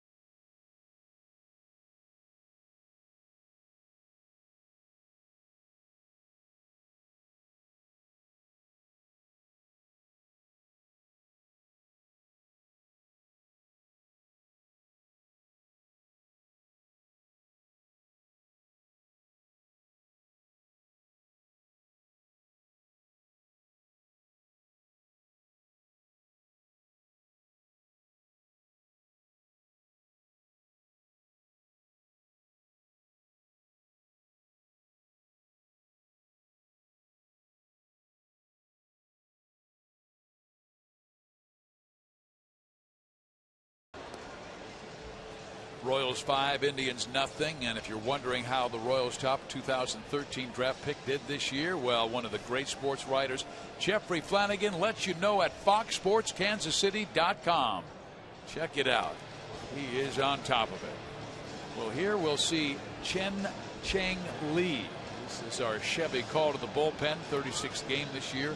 4.44 ERA. And the 6th inning, of course, is our Sonic Slam inning, and our contestant is Jeff Darling from Shawnee, Kansas. If the Royals hit a home run in this inning, Jeff will win $7,200. But if the Royals hit a grand slam out of the park, Jeff will win $25,000 from Sonic and the Royals. We keep saying they are due to hit one in the 6th. We haven't seen one since July 4th. And Lee, with that sinker slider, keeps it down. He'll be tough to homer off. Yep, side arm. His side armor. Brings that ball in there. About 94 miles an hour. Slider, split finger.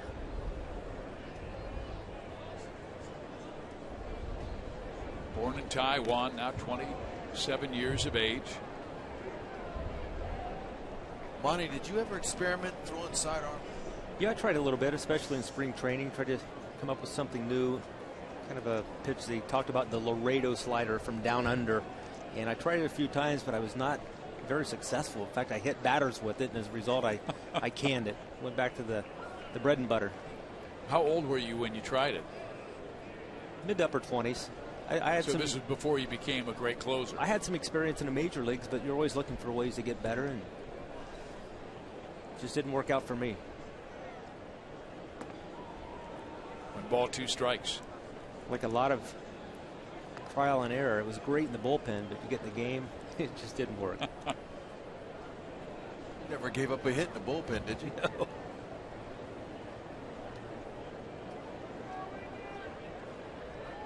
There haven't been too many that were over the top and then 3/4. Boy, he really got into Alcides Escobar's kitchen, and a little comebacker to the mound, and there's 1 out. But there was a pitcher at Arizona State many years ago, an All-American, was brilliant in college, didn't quite make it in the major leagues, Eddie Bain. And Eddie threw over the top 3/4, and then he would drop down sidearm. He had tremendous success in college baseball, but his consistency in the big leagues wasn't the same. I mean, you have to maintain 3 different release points and arm slots.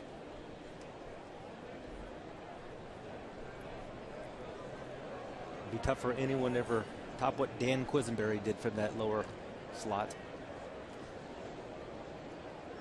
Guy who wasn't even drafted became one of the great closers. That one's chopped foul.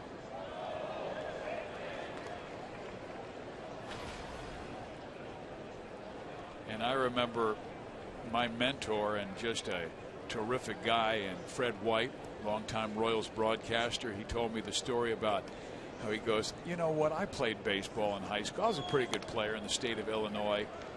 I can't believe that I can't at least hit Quiz. So he told Dan, I challenge you, pitch to me. And he goes, I went out there, took batting practice. Quiz threw me 20 pitches. I fouled 1 off. That was it. Well, Go, it looks, now, no, it looks easy.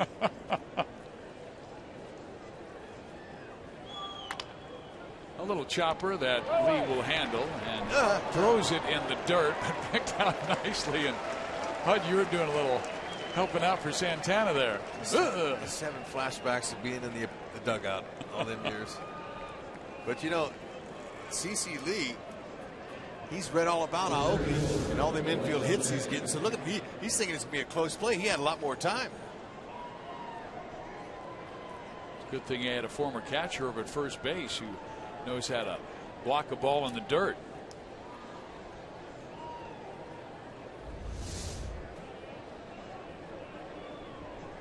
Carlos Santana. Royals won last night 2-0. They lead tonight 5-0. The Indians have not scored in the first 2 games of this series, and they have played very good offensive baseball in the month of September to stay in it. Now they are 5 games back of Detroit. We're 3.5 out of the wild card race as Kane comes through, dropping 1 to right. It's been a long time since we've seen him drop one in the low Kane triangle. No doubt about that one. That's nice. That's what's helped him get that average over 300. And with the lefty Hosmer coming up, Francona will mix and match again.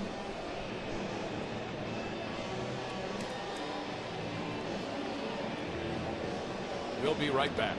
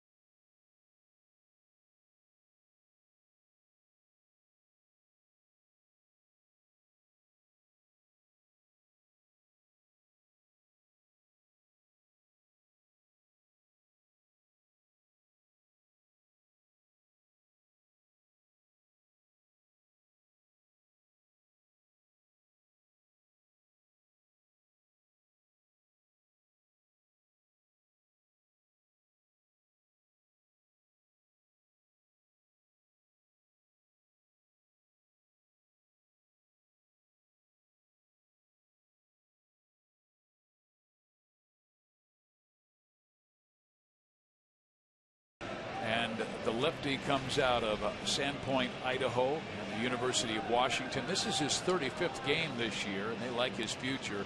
You can see the walks to strikeouts, rather impressive, and he has inherited 32 runners, only 5 have scored.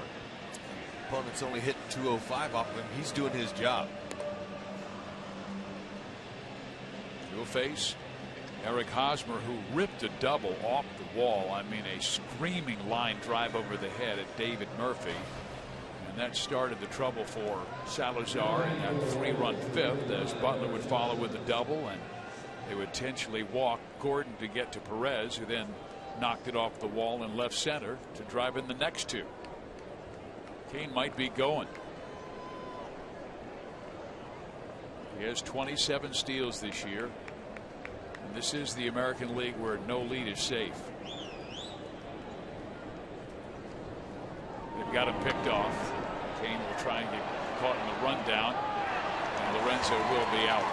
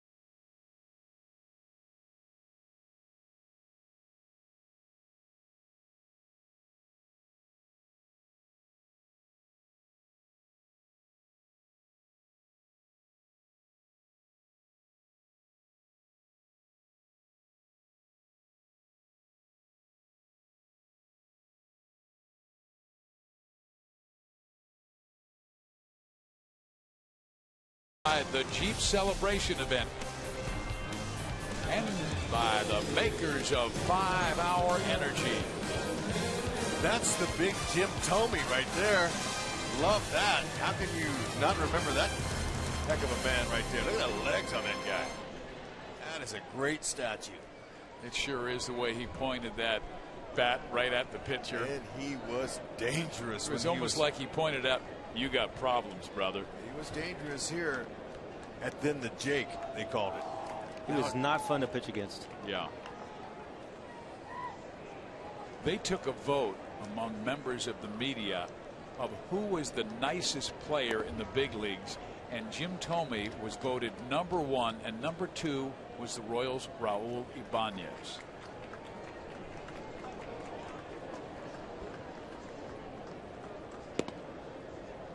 There's a fastball at the knees to leadoff man in the bottom half of the 6th inning, Jose Ramirez. Well, that's a breaking ball that didn't break where he wanted it to, and it's a 2-1 count.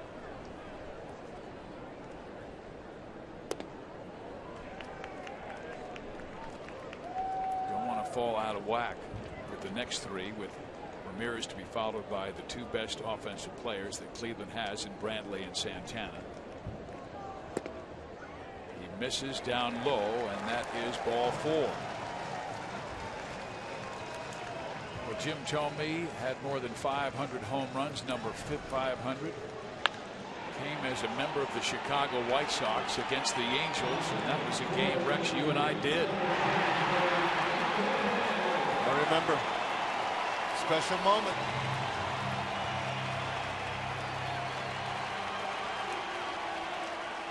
You got to be pretty strong to lift him up. He's no Aoki.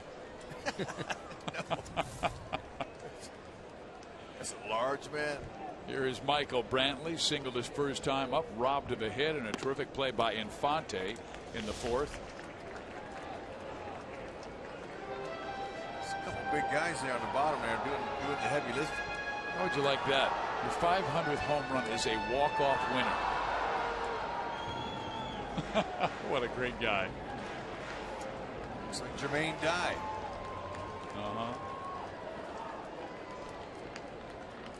You got to be in. Those guys look like they're not even breaking a sweat. Is that Bobby Jenks? I think it is. Great picture.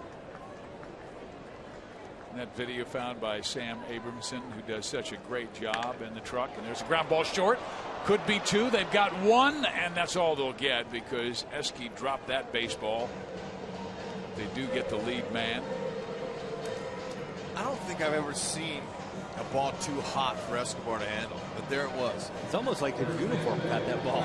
Yeah. Now Brantley, in his other at bat, he hit a scalder to Infante. And Infante backhanded. This one here, ball came up on him just a tad. Ooh, I wonder if his right knee got hurt. I was talking with Infante, and right now, yeah, Ned Yost and Nick Kenny are coming out. Just look how his right knee kind of buckled there, Hud.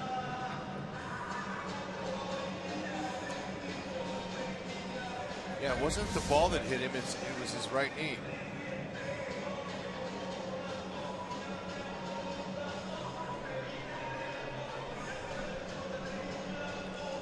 You talk about a guy that goes out every single day, plays every single inning. We told you earlier tonight that the last shortstop to play in all 162 games was Jimmy Rollins back in 2007.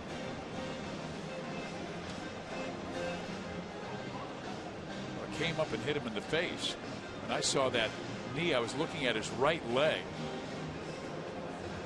It's Nick Kenny out there, head athletic trainer, done a great job with these Royals. He's in his 5th season. Keeping these guys on the field. Let's just check it. It was a hot smash. It hits the heel of his glove. Then it caught him in the thigh. Then look at his knee. Kind of looked like it buckled a little. Stays with it enough to get the out.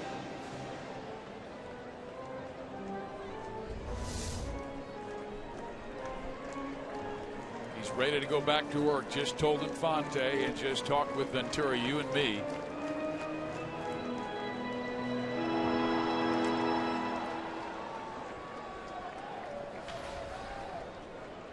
Carlos Santana has walked and grounded out.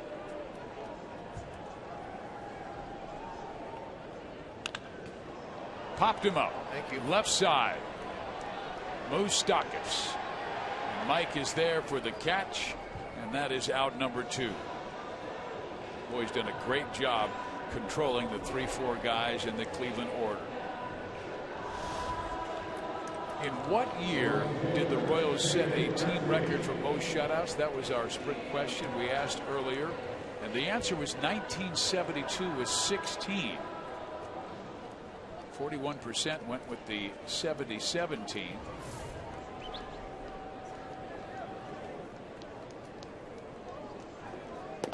77 team had a lot of Dennis Leonard throwing some complete game shutouts. That guy was awesome. Dennis Leonard and Paul Splittorff. 77, 78 teams. A lot of people feel are the best in Royals history, but they always had to go through the Yankees. Here's David Murphy. Twice he's grounded out to first.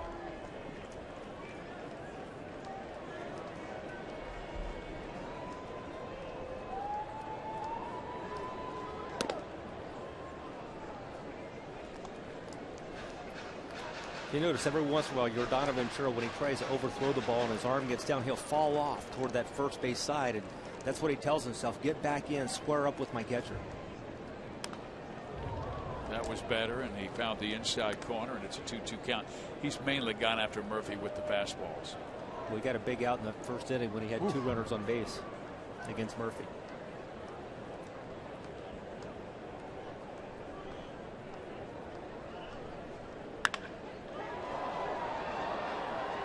Alex Gordon will handle this one. Pulls it out of the sky, and a great job by Yordano Ventura, like Danny Duffy. 6 shutout innings. Jeff Montgomery, thank you.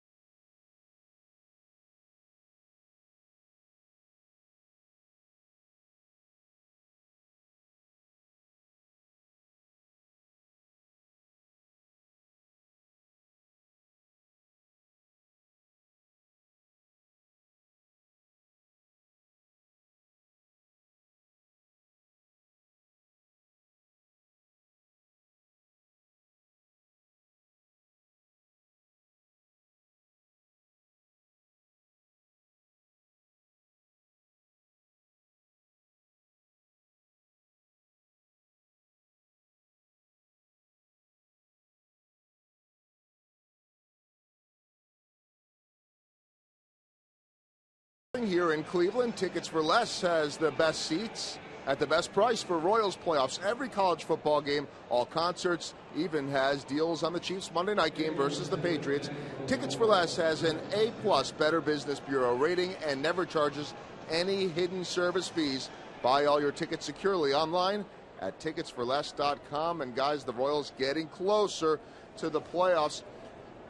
Told you a little bit about the Blue Jays Mariners. It is now 10-2, and the Seattle team that really is suddenly having pitching issues. They couldn't hit. Hisashi Iwakuma has been struggling. Chris Young has been pulled from the rotation because of his struggles. Roenis Elias is done for the year, but at least they have Felix Hernandez, the Cy Young candidate, but not tonight. He gave up, guys, 8 earned runs, as we see Eric Hosmer leading off, but a great catch. No, it is going to be trapped, and so a nice single by Eric Hosmer to lead things off here. David Murphy couldn't get to it, but guys, how about this?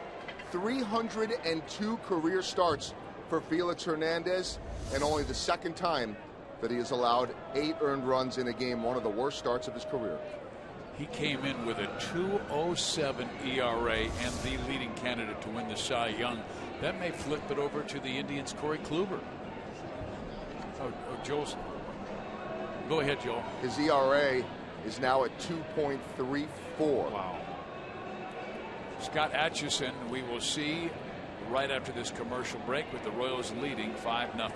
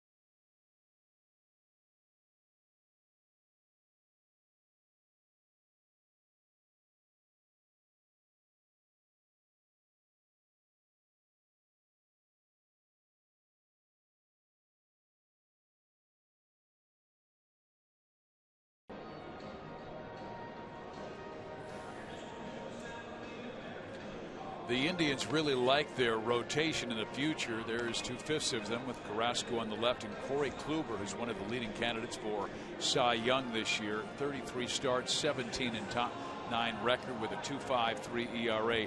But the number of strikeouts, 258 to 49 walks. And this was a guy, Rex, in his minor league career had a 4.5 ERA and was not a strikeout pitcher. He's figured it out. He's strong. Everything's off of his fastball. He's got 3 other nice secondary pitches that he uses, but mainly pitches off of that heater. Well, here is Scott Atchison, who pitched in that suspended game last night and got the save. Will face the Royals' Billy Butler, who has been on twice with a walk, a double. He has driven in a run and scored twice.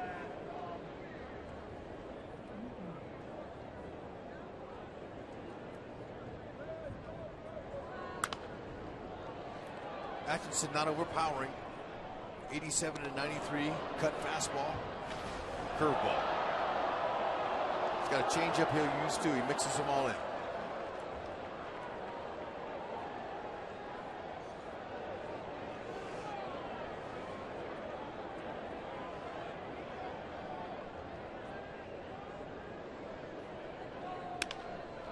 Line drive, base hit, right center field. Hosmer turns second, and he is off for third, and the throw is not cut off. They let it go all the way around to Chisenhall, but the Royals still have first and third, and that's what we're talking about base running. Rusty Kuntz wants the Royals to be the best base running team in the league, and that means first to third, he said, and second home on a single. That's right, and aggressive base running teams like the Kansas City Royals, it's important that Ned Yost says, look, if you're going to be aggressive, and if you make it out on a base being aggressive, that's okay. Because you don't want these guys going station to station and getting scolded for getting thrown out at a base. Because what it does is it forces the defense to make mistakes. That's right. Overthrow the cutoff man, miss the mark. And then all of a sudden you have a second and third situation, and the double play is taken away. That was Whitey Herzog's philosophy when I played with him for the Cardinals. He said, don't be afraid to make it out. If you can be aggressive, go ahead and go. And I don't want to take that away from my guys. Alex Gordon's been on twice with a single and a walk. He has scored 2 runs. 5 hits tonight by the middle of the order. Great to see. 2 by Kane, 2 by Hosmer, 2 by Butler, 1 by Gordon. Great breaking ball. Wow.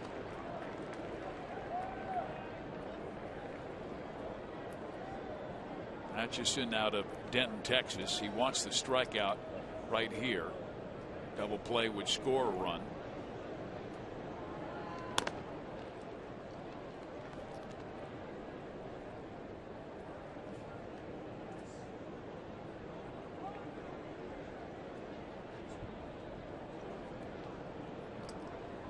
Just make some contact, get that running. It's gone from 1-2 to 3-2. Royals with 5 to go after tonight. 1 more with Cleveland and then 4 against the Chicago White Sox.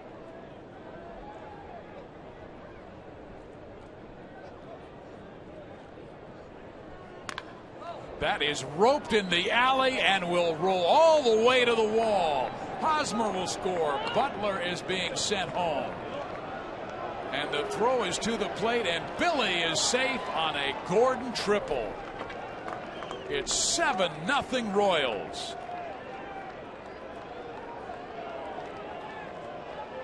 Shocked the house at Progressive Field. They're calling it a double, so that will be the 6th double of the game for Kansas City. But Gordon was going for 3 all the way. The boys are starting to heat up in the middle. Perfect timing. That's our Chrysler drive of the game. Second hit of the night for Alex, with 2 stakes attached. Hosmer going back just in case he catches it to tag it. Look at Billy bringing the mail home all the way from first base. Run, Billy, run. Hey, Rex, for the entire month of September, Royals fans have been on the edge of their seats. And here's Billy Butler coming home. And we even got a slide out of Billy. Grounded to short. Gordon will hold. Ramirez throws out Sal. Rex, I was going to say the Royals fans have been on the edge of their seats all month long. I think maybe a few of them are resting on their couches, sitting back going, whoa, my team's got a 7-0 lead. They can take a breather. Exactly. Yeah, and imagine how that is. Great to see Billy Butler back out there hitting. When Billy hits, they win. Hopefully they keep it up. But that takes the pressure off of the pitchers. So not every single pitch is a stressful pitch like it has been in these close games. Cleveland keeps their infield in. Infante chased the first pitch breaking ball.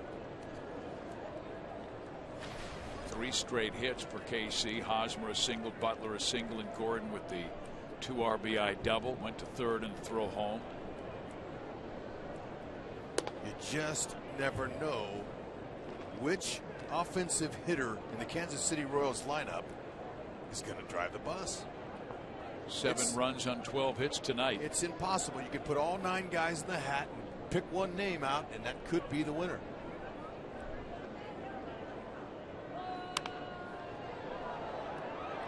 Five guys with multi-hit games tonight. Infante was the one who started the problems for Salazar when he took a fastball and ripped it into the left field corner that scored 2 runs. Butler from second base and Gordon from first base to give the Royals a 2-0 lead. They scored 3 in the 5th on 3 doubles by Hosmer, Butler, and Perez. Well, he is going more breaking balls to Infante. I would too.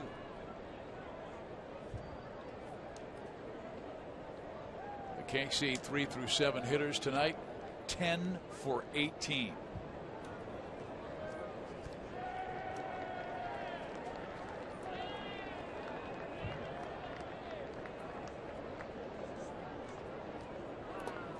Two and 2.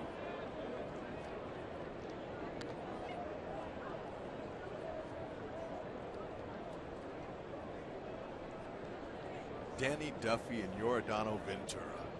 2 rookies. Throwing it. Well, Duffy's not a rookie. Well, I'm saying 2 young guys. Okay. Well, I beg your pardon. All right. Stand corrected. Yeah, no, look, but that's the future of the Royals. Coming in here last week of the season. Oh, Cleveland, the only chance they had was to sweep it, really. Take 2 out of 3 at best. And now the Royals have a chance to put them out. Well, as promised earlier in the game, we have the AT&T fan photo of the game. And it comes from Amy. Thank you, Amy. Keep on believing. Amy with all the Royal friends.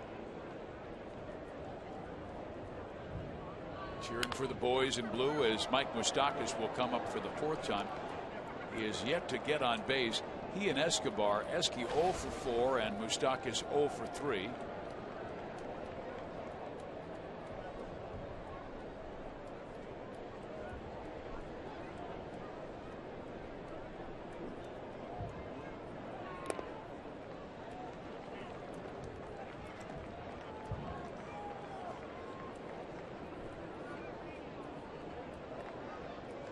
Atchison gave up 2 hits to the first 2 Royals he faced, Butler and Gordon, but was able to get Perez and Infante, and that's why Gordon's still stranded and Moose will swing and miss and strike out. That will do it for the Royals in the 7th, but they get 2 more and they have pushed the lead to 7-0. Hosmer got it going, and then Gordon came through later after Billy Butler singled.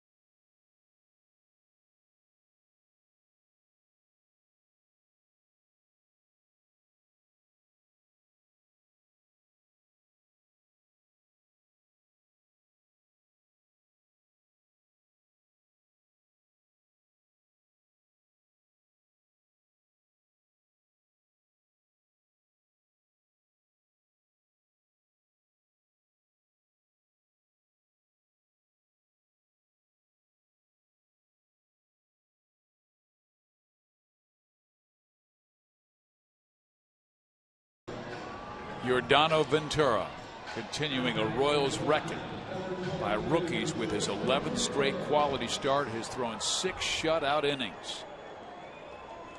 It's that curveball. You can see him on top of that baseball pulling down.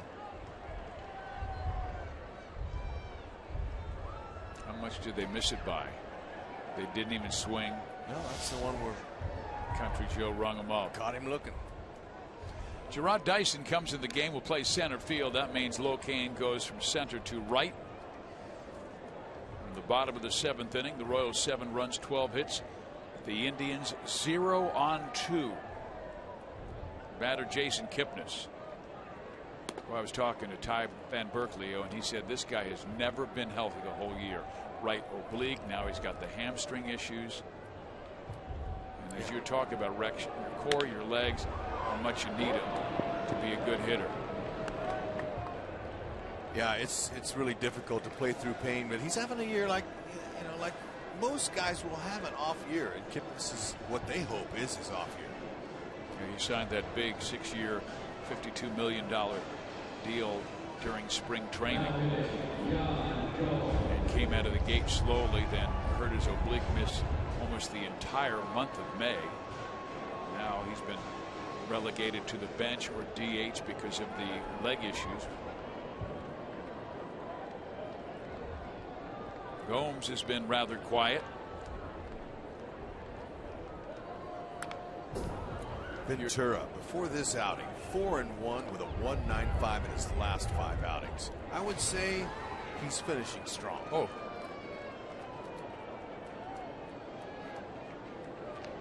Danny Duffy missed those 3 starts, and he'll have last night's start and 1 more, and then hopefully the Royals will be in the postseason. But maybe that time off could really help him. And you get the feeling that Jason Vargas is due to pitch well tomorrow night.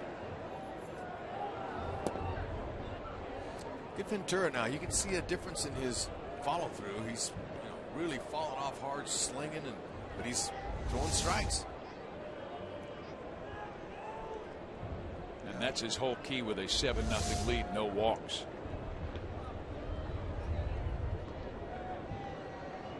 The 1-2 pitch. Gomes skies it in the air left side for Alex Gordon. 2 outs.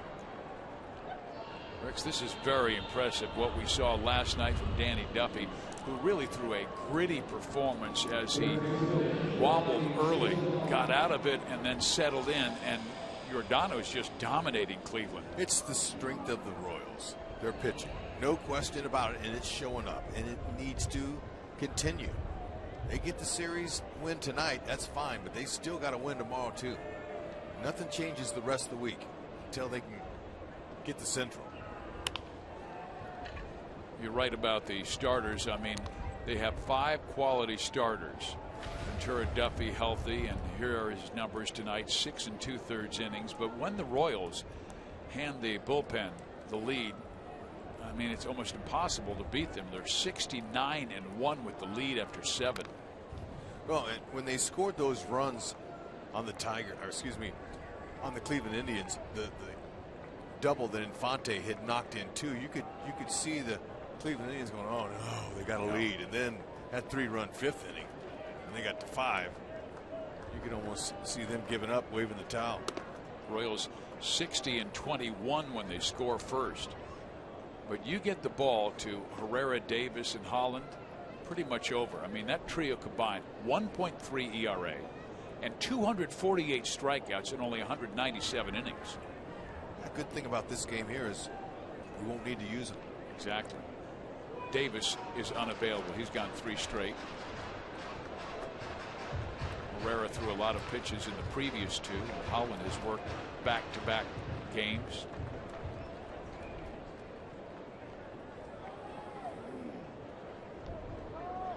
Now the 2-2 pitch, and Chisenhall fights it off. This will be Ventura's last inning as he's thrown 106 pitches.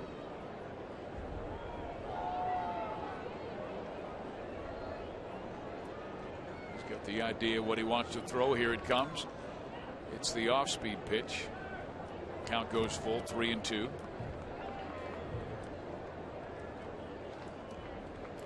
I don't know if it's because he's tiring or not, but he really is falling off the side of the mound after his pitches. Ooh, that one looked like strike 3, but they say it was ball 4, and Chisenhall will be given first base.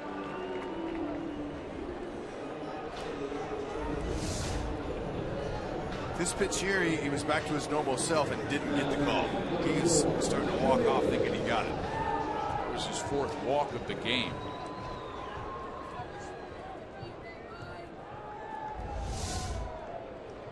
Now the number 9 hitter, Mike Aviles. Strike 1.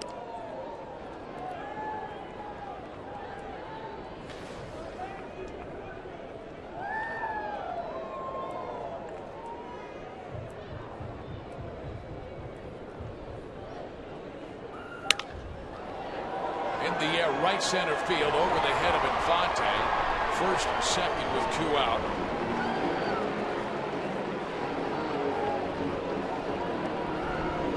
Dave Island's going to try to talk him into getting that last out here.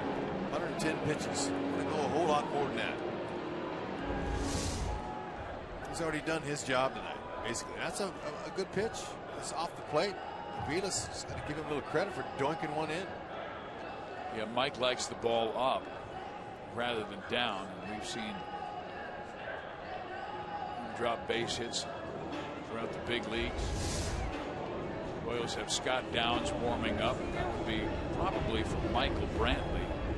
You got a lefty born right now, then the righty Jose Ramirez, and then Michael Brantley. The Royals hope it doesn't get that far. They hope it ends right here with Bourne.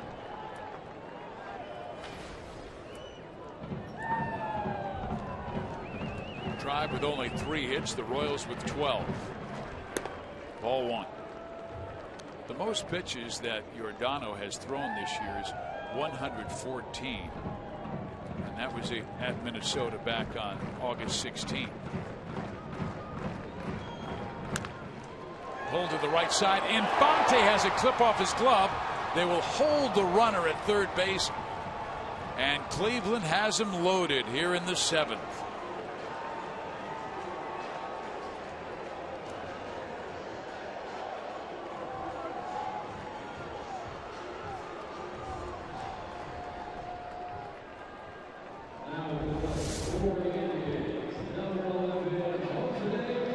Found a hole. Infante. Good try on it. Looked like the ball might have hit that lip and popped it over his glove. Let's see on this one here. Yeah, hit the lip and that infield dirt. He looked like he was going to have it. We will see a pinch hitter. Well, we'll see Ramirez batting from the left side. Ball 1.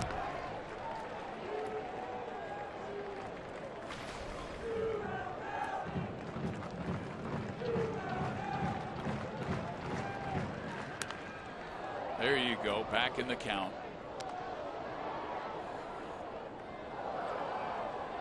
Ramirez has struck out, flied out, and walked.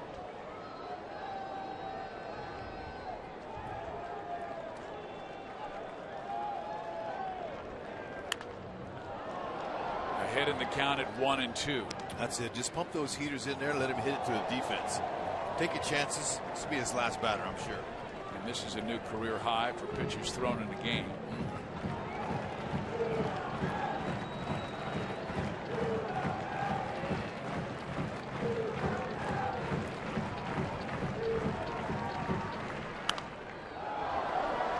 You can see where Salvi wanted the pitch down low and away, came way up and in.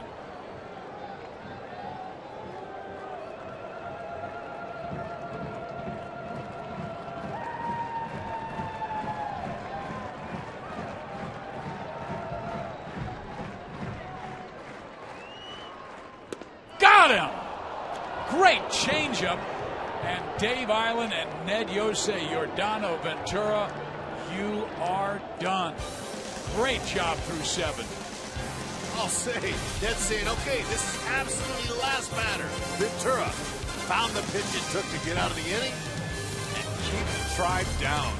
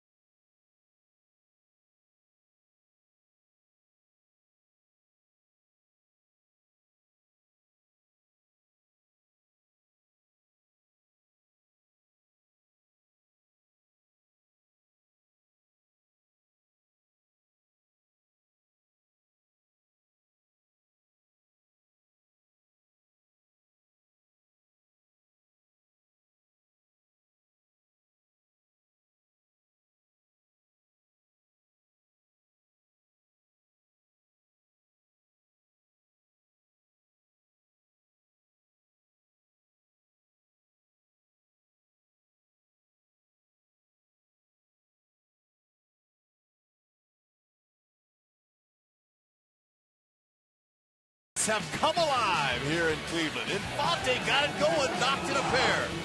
Oh, and Hosmer, he's squaring up that ball. Everything with 2 outs. 2 out double by Hosmer, Billy Butler, Salvi. He put the dagger in. That's right. That was a beautiful stroke. Knocked in a couple more. And Billy, again. Wow, it's starting to heat up. Timing's perfect. Get Ventura and that pitching staff some runs, and whoa, it's going to be a sweet run the rest of the week. He's a beauty, and so are you. And here we go with a 7-0 lead, top of the 8th inning. And we'll face a young pitcher by the name of Austin Adams. He's 28 years old, out of Millbrook, Alabama. We'll also see a new catcher in Roberto Perez. Tyler Holt will now play center field. I believe the white flag is being flown. This young man here, a little glimpse into their future. 5'11", 190. Has a big fastball, 90 to 96. Look, he cuts that fastball, slider, curve, and a change. Let's see what he throws out of relief here. Well, he is beginning his 3rd stint with Cleveland after a September 1st recall from Columbus. Appeared in 3 games. And that was during the stints from July 11th through the 20th and July 31st through August 1st. He's a good athlete with a power arm. 5th round by Cleveland in 2009.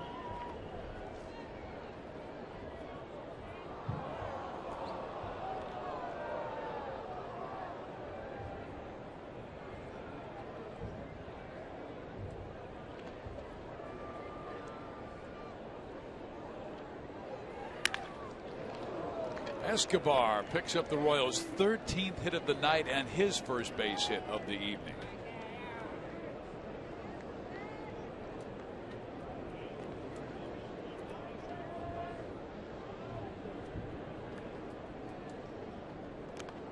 Center fielder, number 1, Toronto. The Royals started this game at 85 and 71. A victory would equal the number of wins they had last year.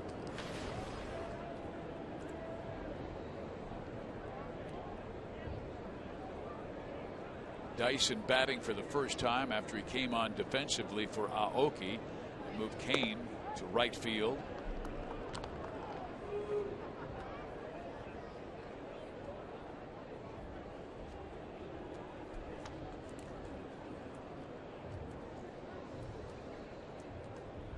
Detroit, meantime, has opened up a 3-0 lead over the White Sox. That is pulled to the right side. They've got a chance for 2, 1, and 2.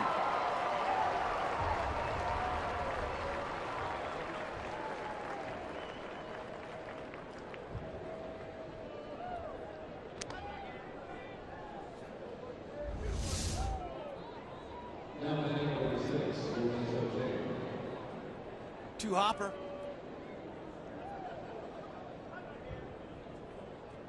If Dyson wants to beat this out, he can.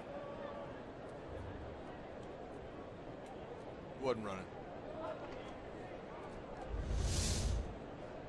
And that's what this guy does every single game. Lorenzo Cain, and what he has done, Rex, and I've talked to opponents, they say the defense knows that Cain hustles every single time down the line, so they are alert, aware, and that's one of the reasons he forced the error in the 3rd inning when he reached on Ramirez's error, because Ramirez knew that Cain would be flying. That's, you know, the one thing you can give is your effort. Some guys are different on the talent level. Others, you know, everyone's different. But, you know, the one thing you can do, and especially Gerard Dyson, can run. But he chooses to run hard when he wants to.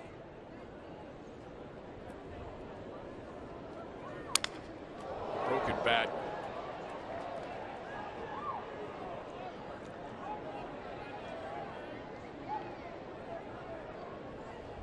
Toronto now up on Seattle 10-2 in the 8th inning. Got it in his kitchen.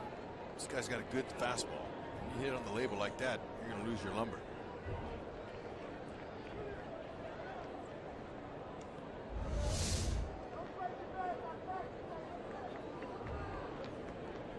Ned Yost, got to be thrilled to see his middle of his order starting to heat up. Boys swinging the bats like they're capable of. 2 hits for Cain, 2 hits for Hosmer, 2 hits for Butler, 2 hits for Gordon, 2 hits for Perez. Off of a hard throwing Salazar.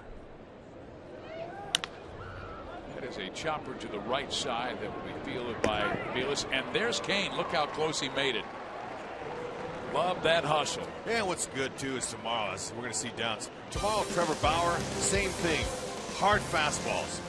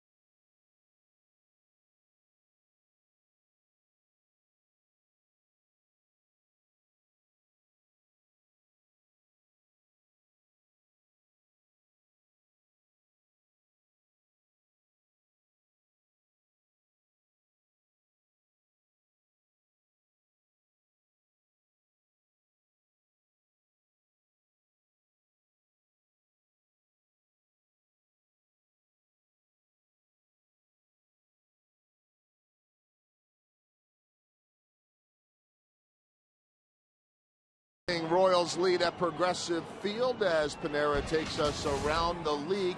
White Sox losing to the Tigers. Orioles winning. They named Chris Tillman their Game 1 playoff starter. So if the Royals win the division, that's who they'll face in Game 1. Told you about the Blue Jays, Angels, and A's coming up in just a bit. As for that White Sox-Tigers game, David Price putting up zeros. And this on the other end, our Mazda game break. Rajay Davis steals third. Josh Begley throws it away. That puts them on the board. They would also add runs on RBIs by Ian Kinsler and Torrey Hunter. And so right now they are up 3-0, trying to maintain that 1-game lead on the Royals. And Scott Downs, the veteran lefty, coming in for Ned Yost. He will face the lefty Michael Brantley and then turn Carlos Santana, a switch hitter. a roundabout from the right side and then face David Murphy or a pinch hitter. First pitch in there, strike one.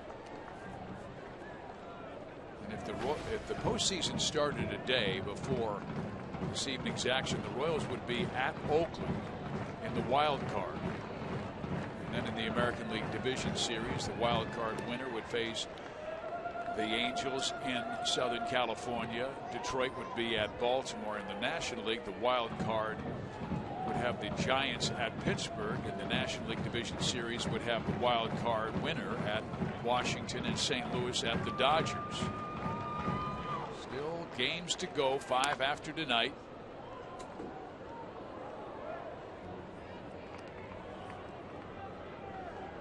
Kansas City 5 to go, one more with Cleveland, 4 against the White Sox. Detroit will have one more against the White Sox and then 4 with Minnesota, who's given them trouble this year.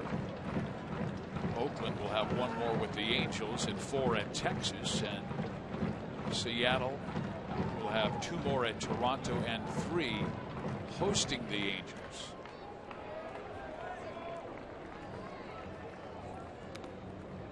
I love this time of the year. Yeah, especially when your team's in Got it. They're doing something big for the city.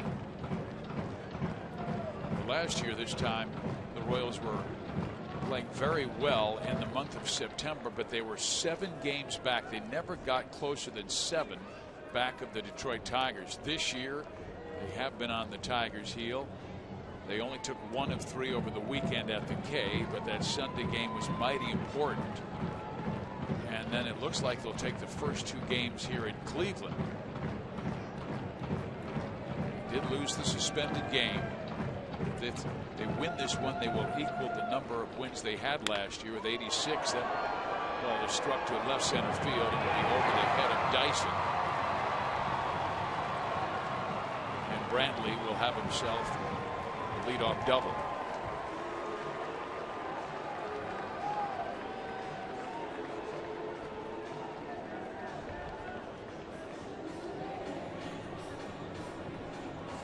So Brantley has his 2nd hit of the day, is a 14-game hitting streak, and now they will bring him out of the game. That was his 44th double this year. What a year by Michael Brantley. The American League leader is Miguel Cabrera with 50, and then Jose Altuve with 46, and Brantley now with 44. As J.B. Shuck will run for Brantley. 12 of those doubles against left-handed pitchers.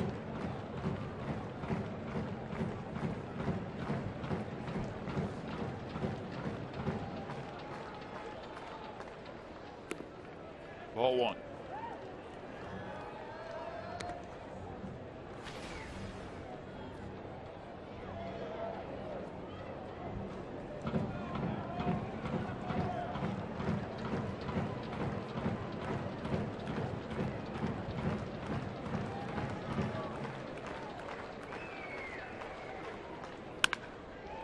To third and off the heel of the glove by Moustakas. Going to third is Shuck. That looked like it might be 2, but Moose has made 6 errors in the last 2 weeks. Let that ball play him. Waited back on it. See, he's deep anyway. Now he's squinting. This is a routine play for him. Like he took his eye off it.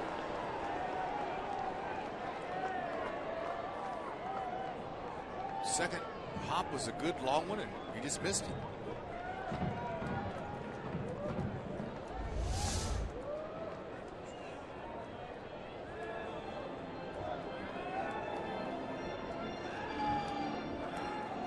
Downs will stay in the game because you have back-to-back lefties in Murphy and Kipnis.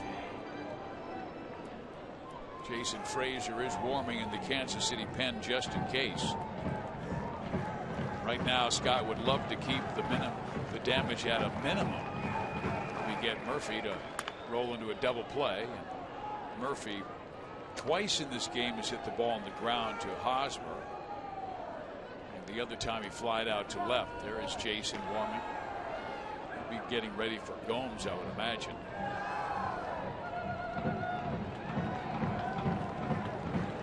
7 days since Frazier last pitched. These guys get some work.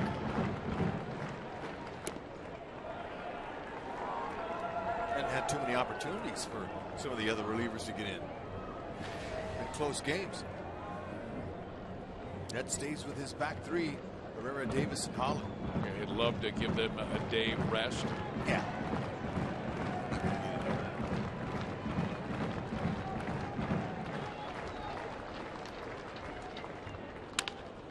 Ground ball second. Could be 2. 1 and 2. A run does score to make it 7-1, but that's exactly what Scott Downs wanted.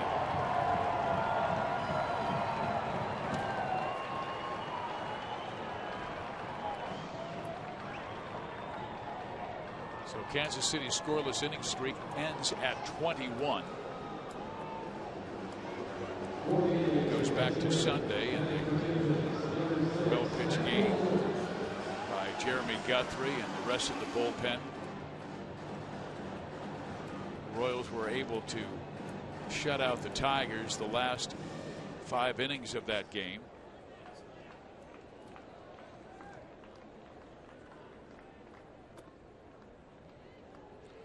And they'll send a right-hander up. Zach Walters was acquired in the Asdrubal Cabrera deal, the Washington Nationals. Good power. You see his batting average, 157. Moose will handle this one, his throw, in plenty of time, and the Royals give up 1 in the bottom of the 8th, but they take a 6-run lead to number 9 at Progressive Field.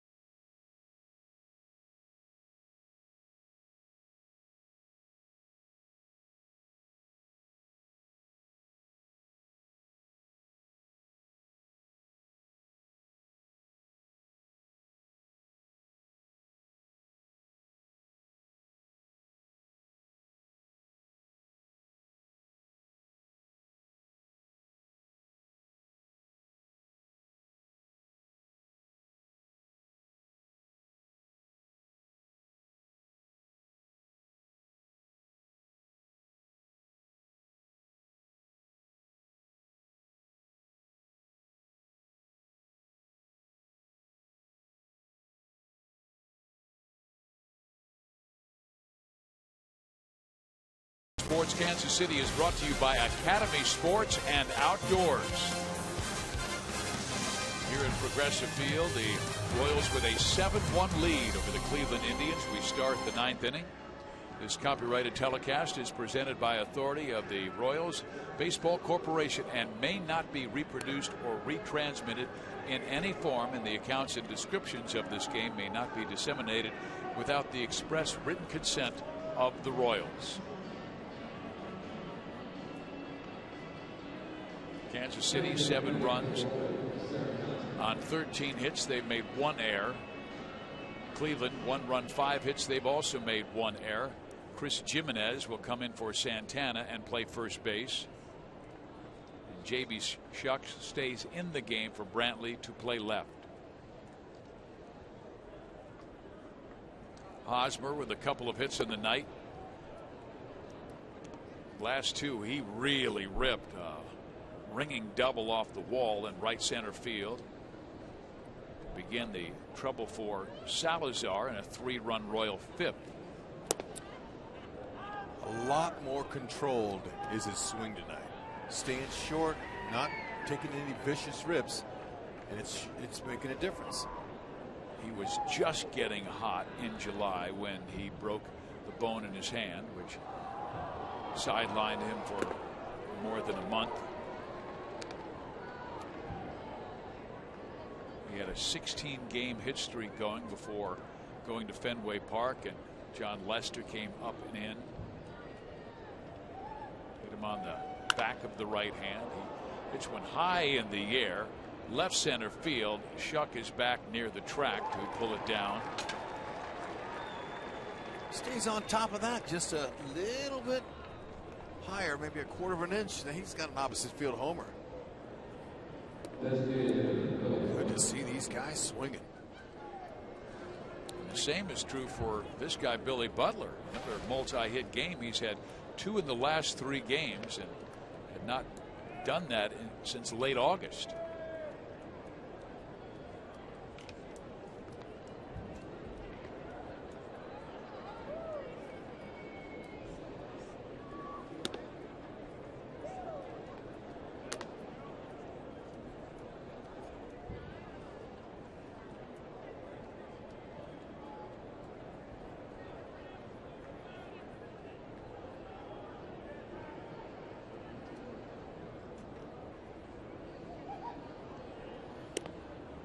Rex, to get to postseason, you really have to play well at home and on the road, and the Royals are above 500 in both places, and they have been actually been more impressive on the road this year.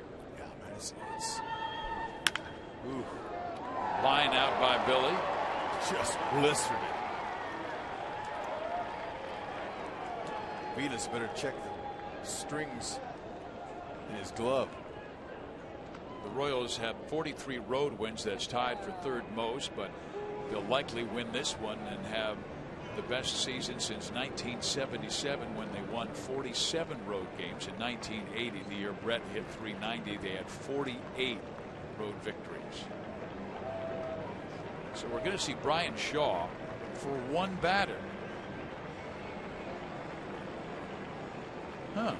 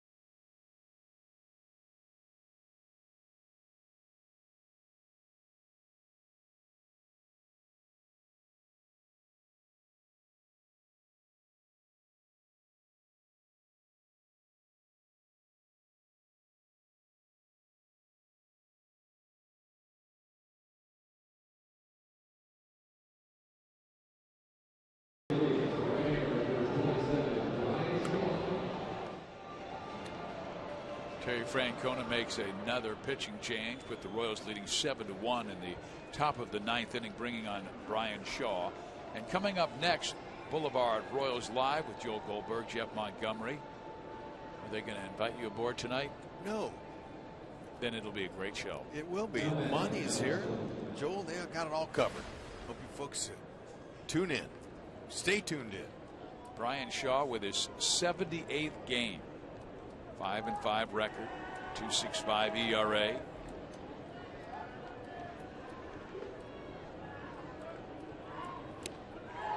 Alex swings and misses, strike 1. Gordon has been on base 3 times.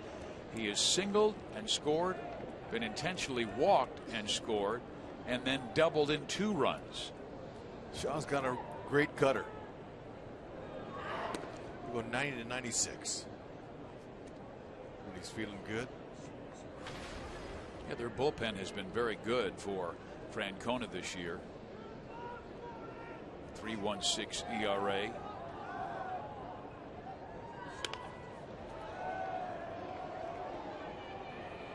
And when the season began, John Axford was their closer, but struggled in the month of April, and they moved Cody Allen into that role. Jason Frazier looks to be getting the call in the bottom of the inning as the Royals try and wrap up win number 86 and stay within likely a game of Detroit, who still has that lead. Last time we checked, they were leading 3-0 in the 8th inning with David Price in the mound.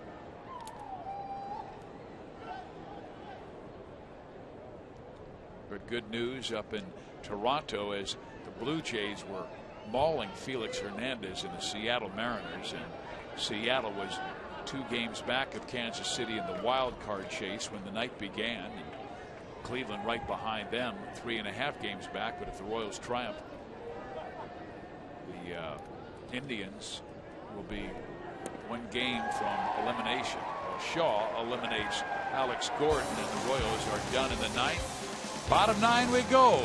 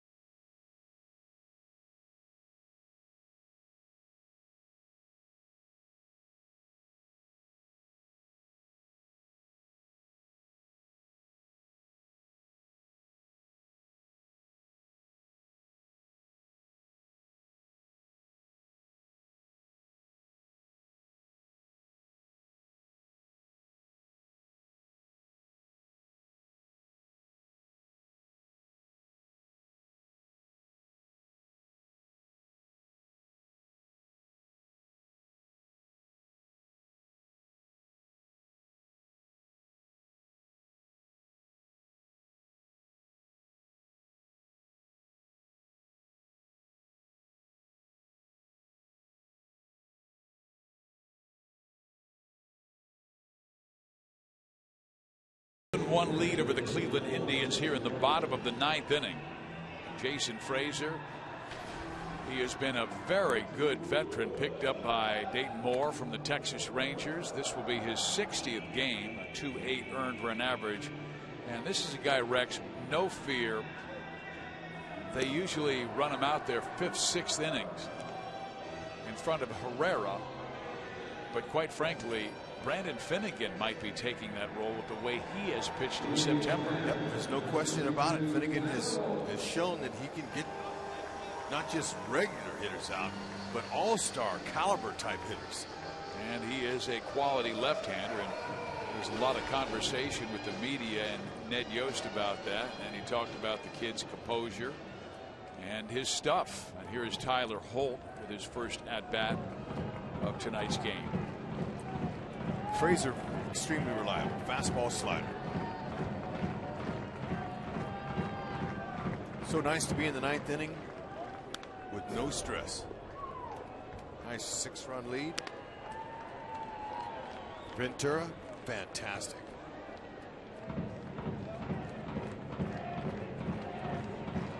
It's final in Toronto, 10-2. Blue Jays over Seattle. Detroit leading Chicago in the 9th inning, 3-0. David Price pitched in that game, and Scott Carroll. There's a ground ball short. Escobar has it. 1 out.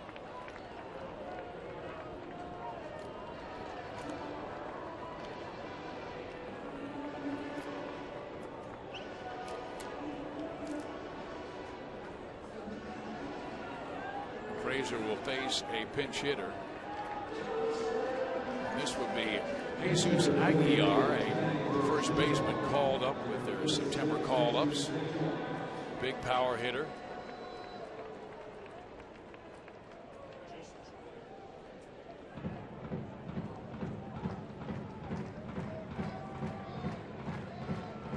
Oakland goes later tonight. They have the top wild card spot right now, and they've got Sonny Gray on the mound at 13-9 against the Angels' Wade LeBlanc.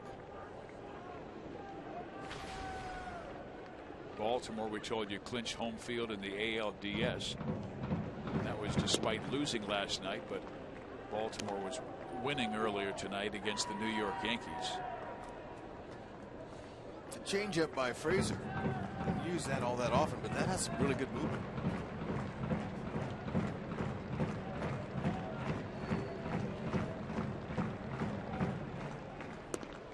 Aguilar chases another breaking ball, and Frazier, recognizing that, may go right back there.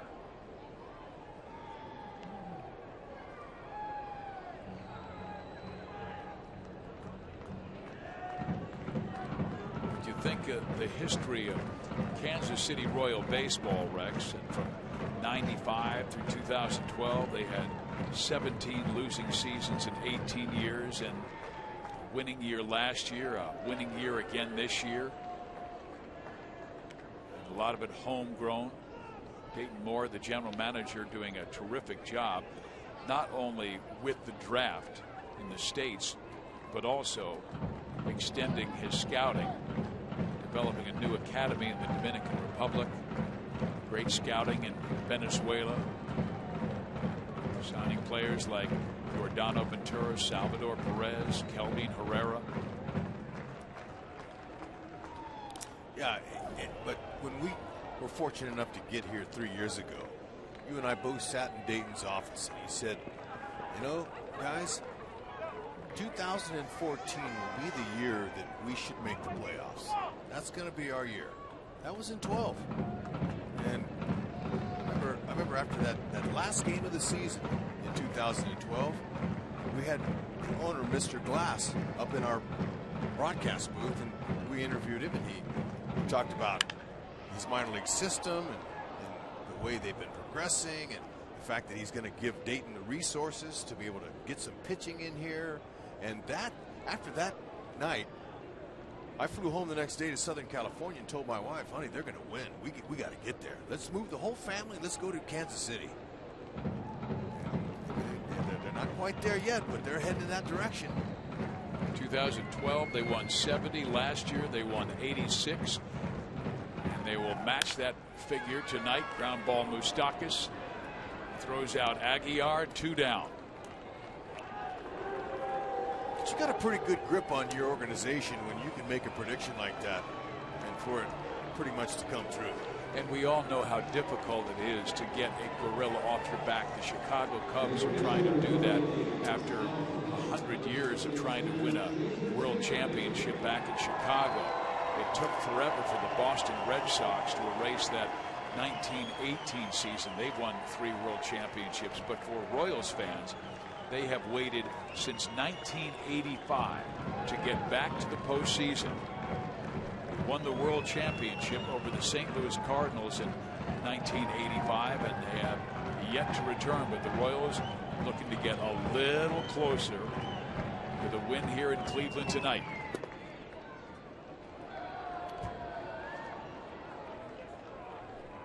Look at this guy, Jason Giambi, just came off the DL. Great to see him. 440 home runs and probably a future manager in the game. Oh, what a career he's had.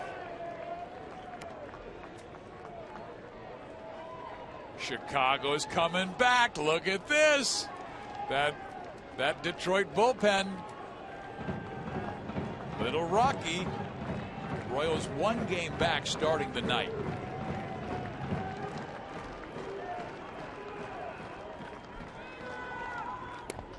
Giambi taking all the way, and it's a 2-1 count. Jason, great years with the A's and then the Yankees.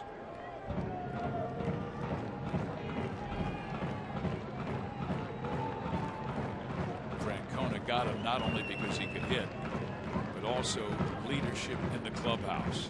He hits one high in the air. Right center. Kane says he has it.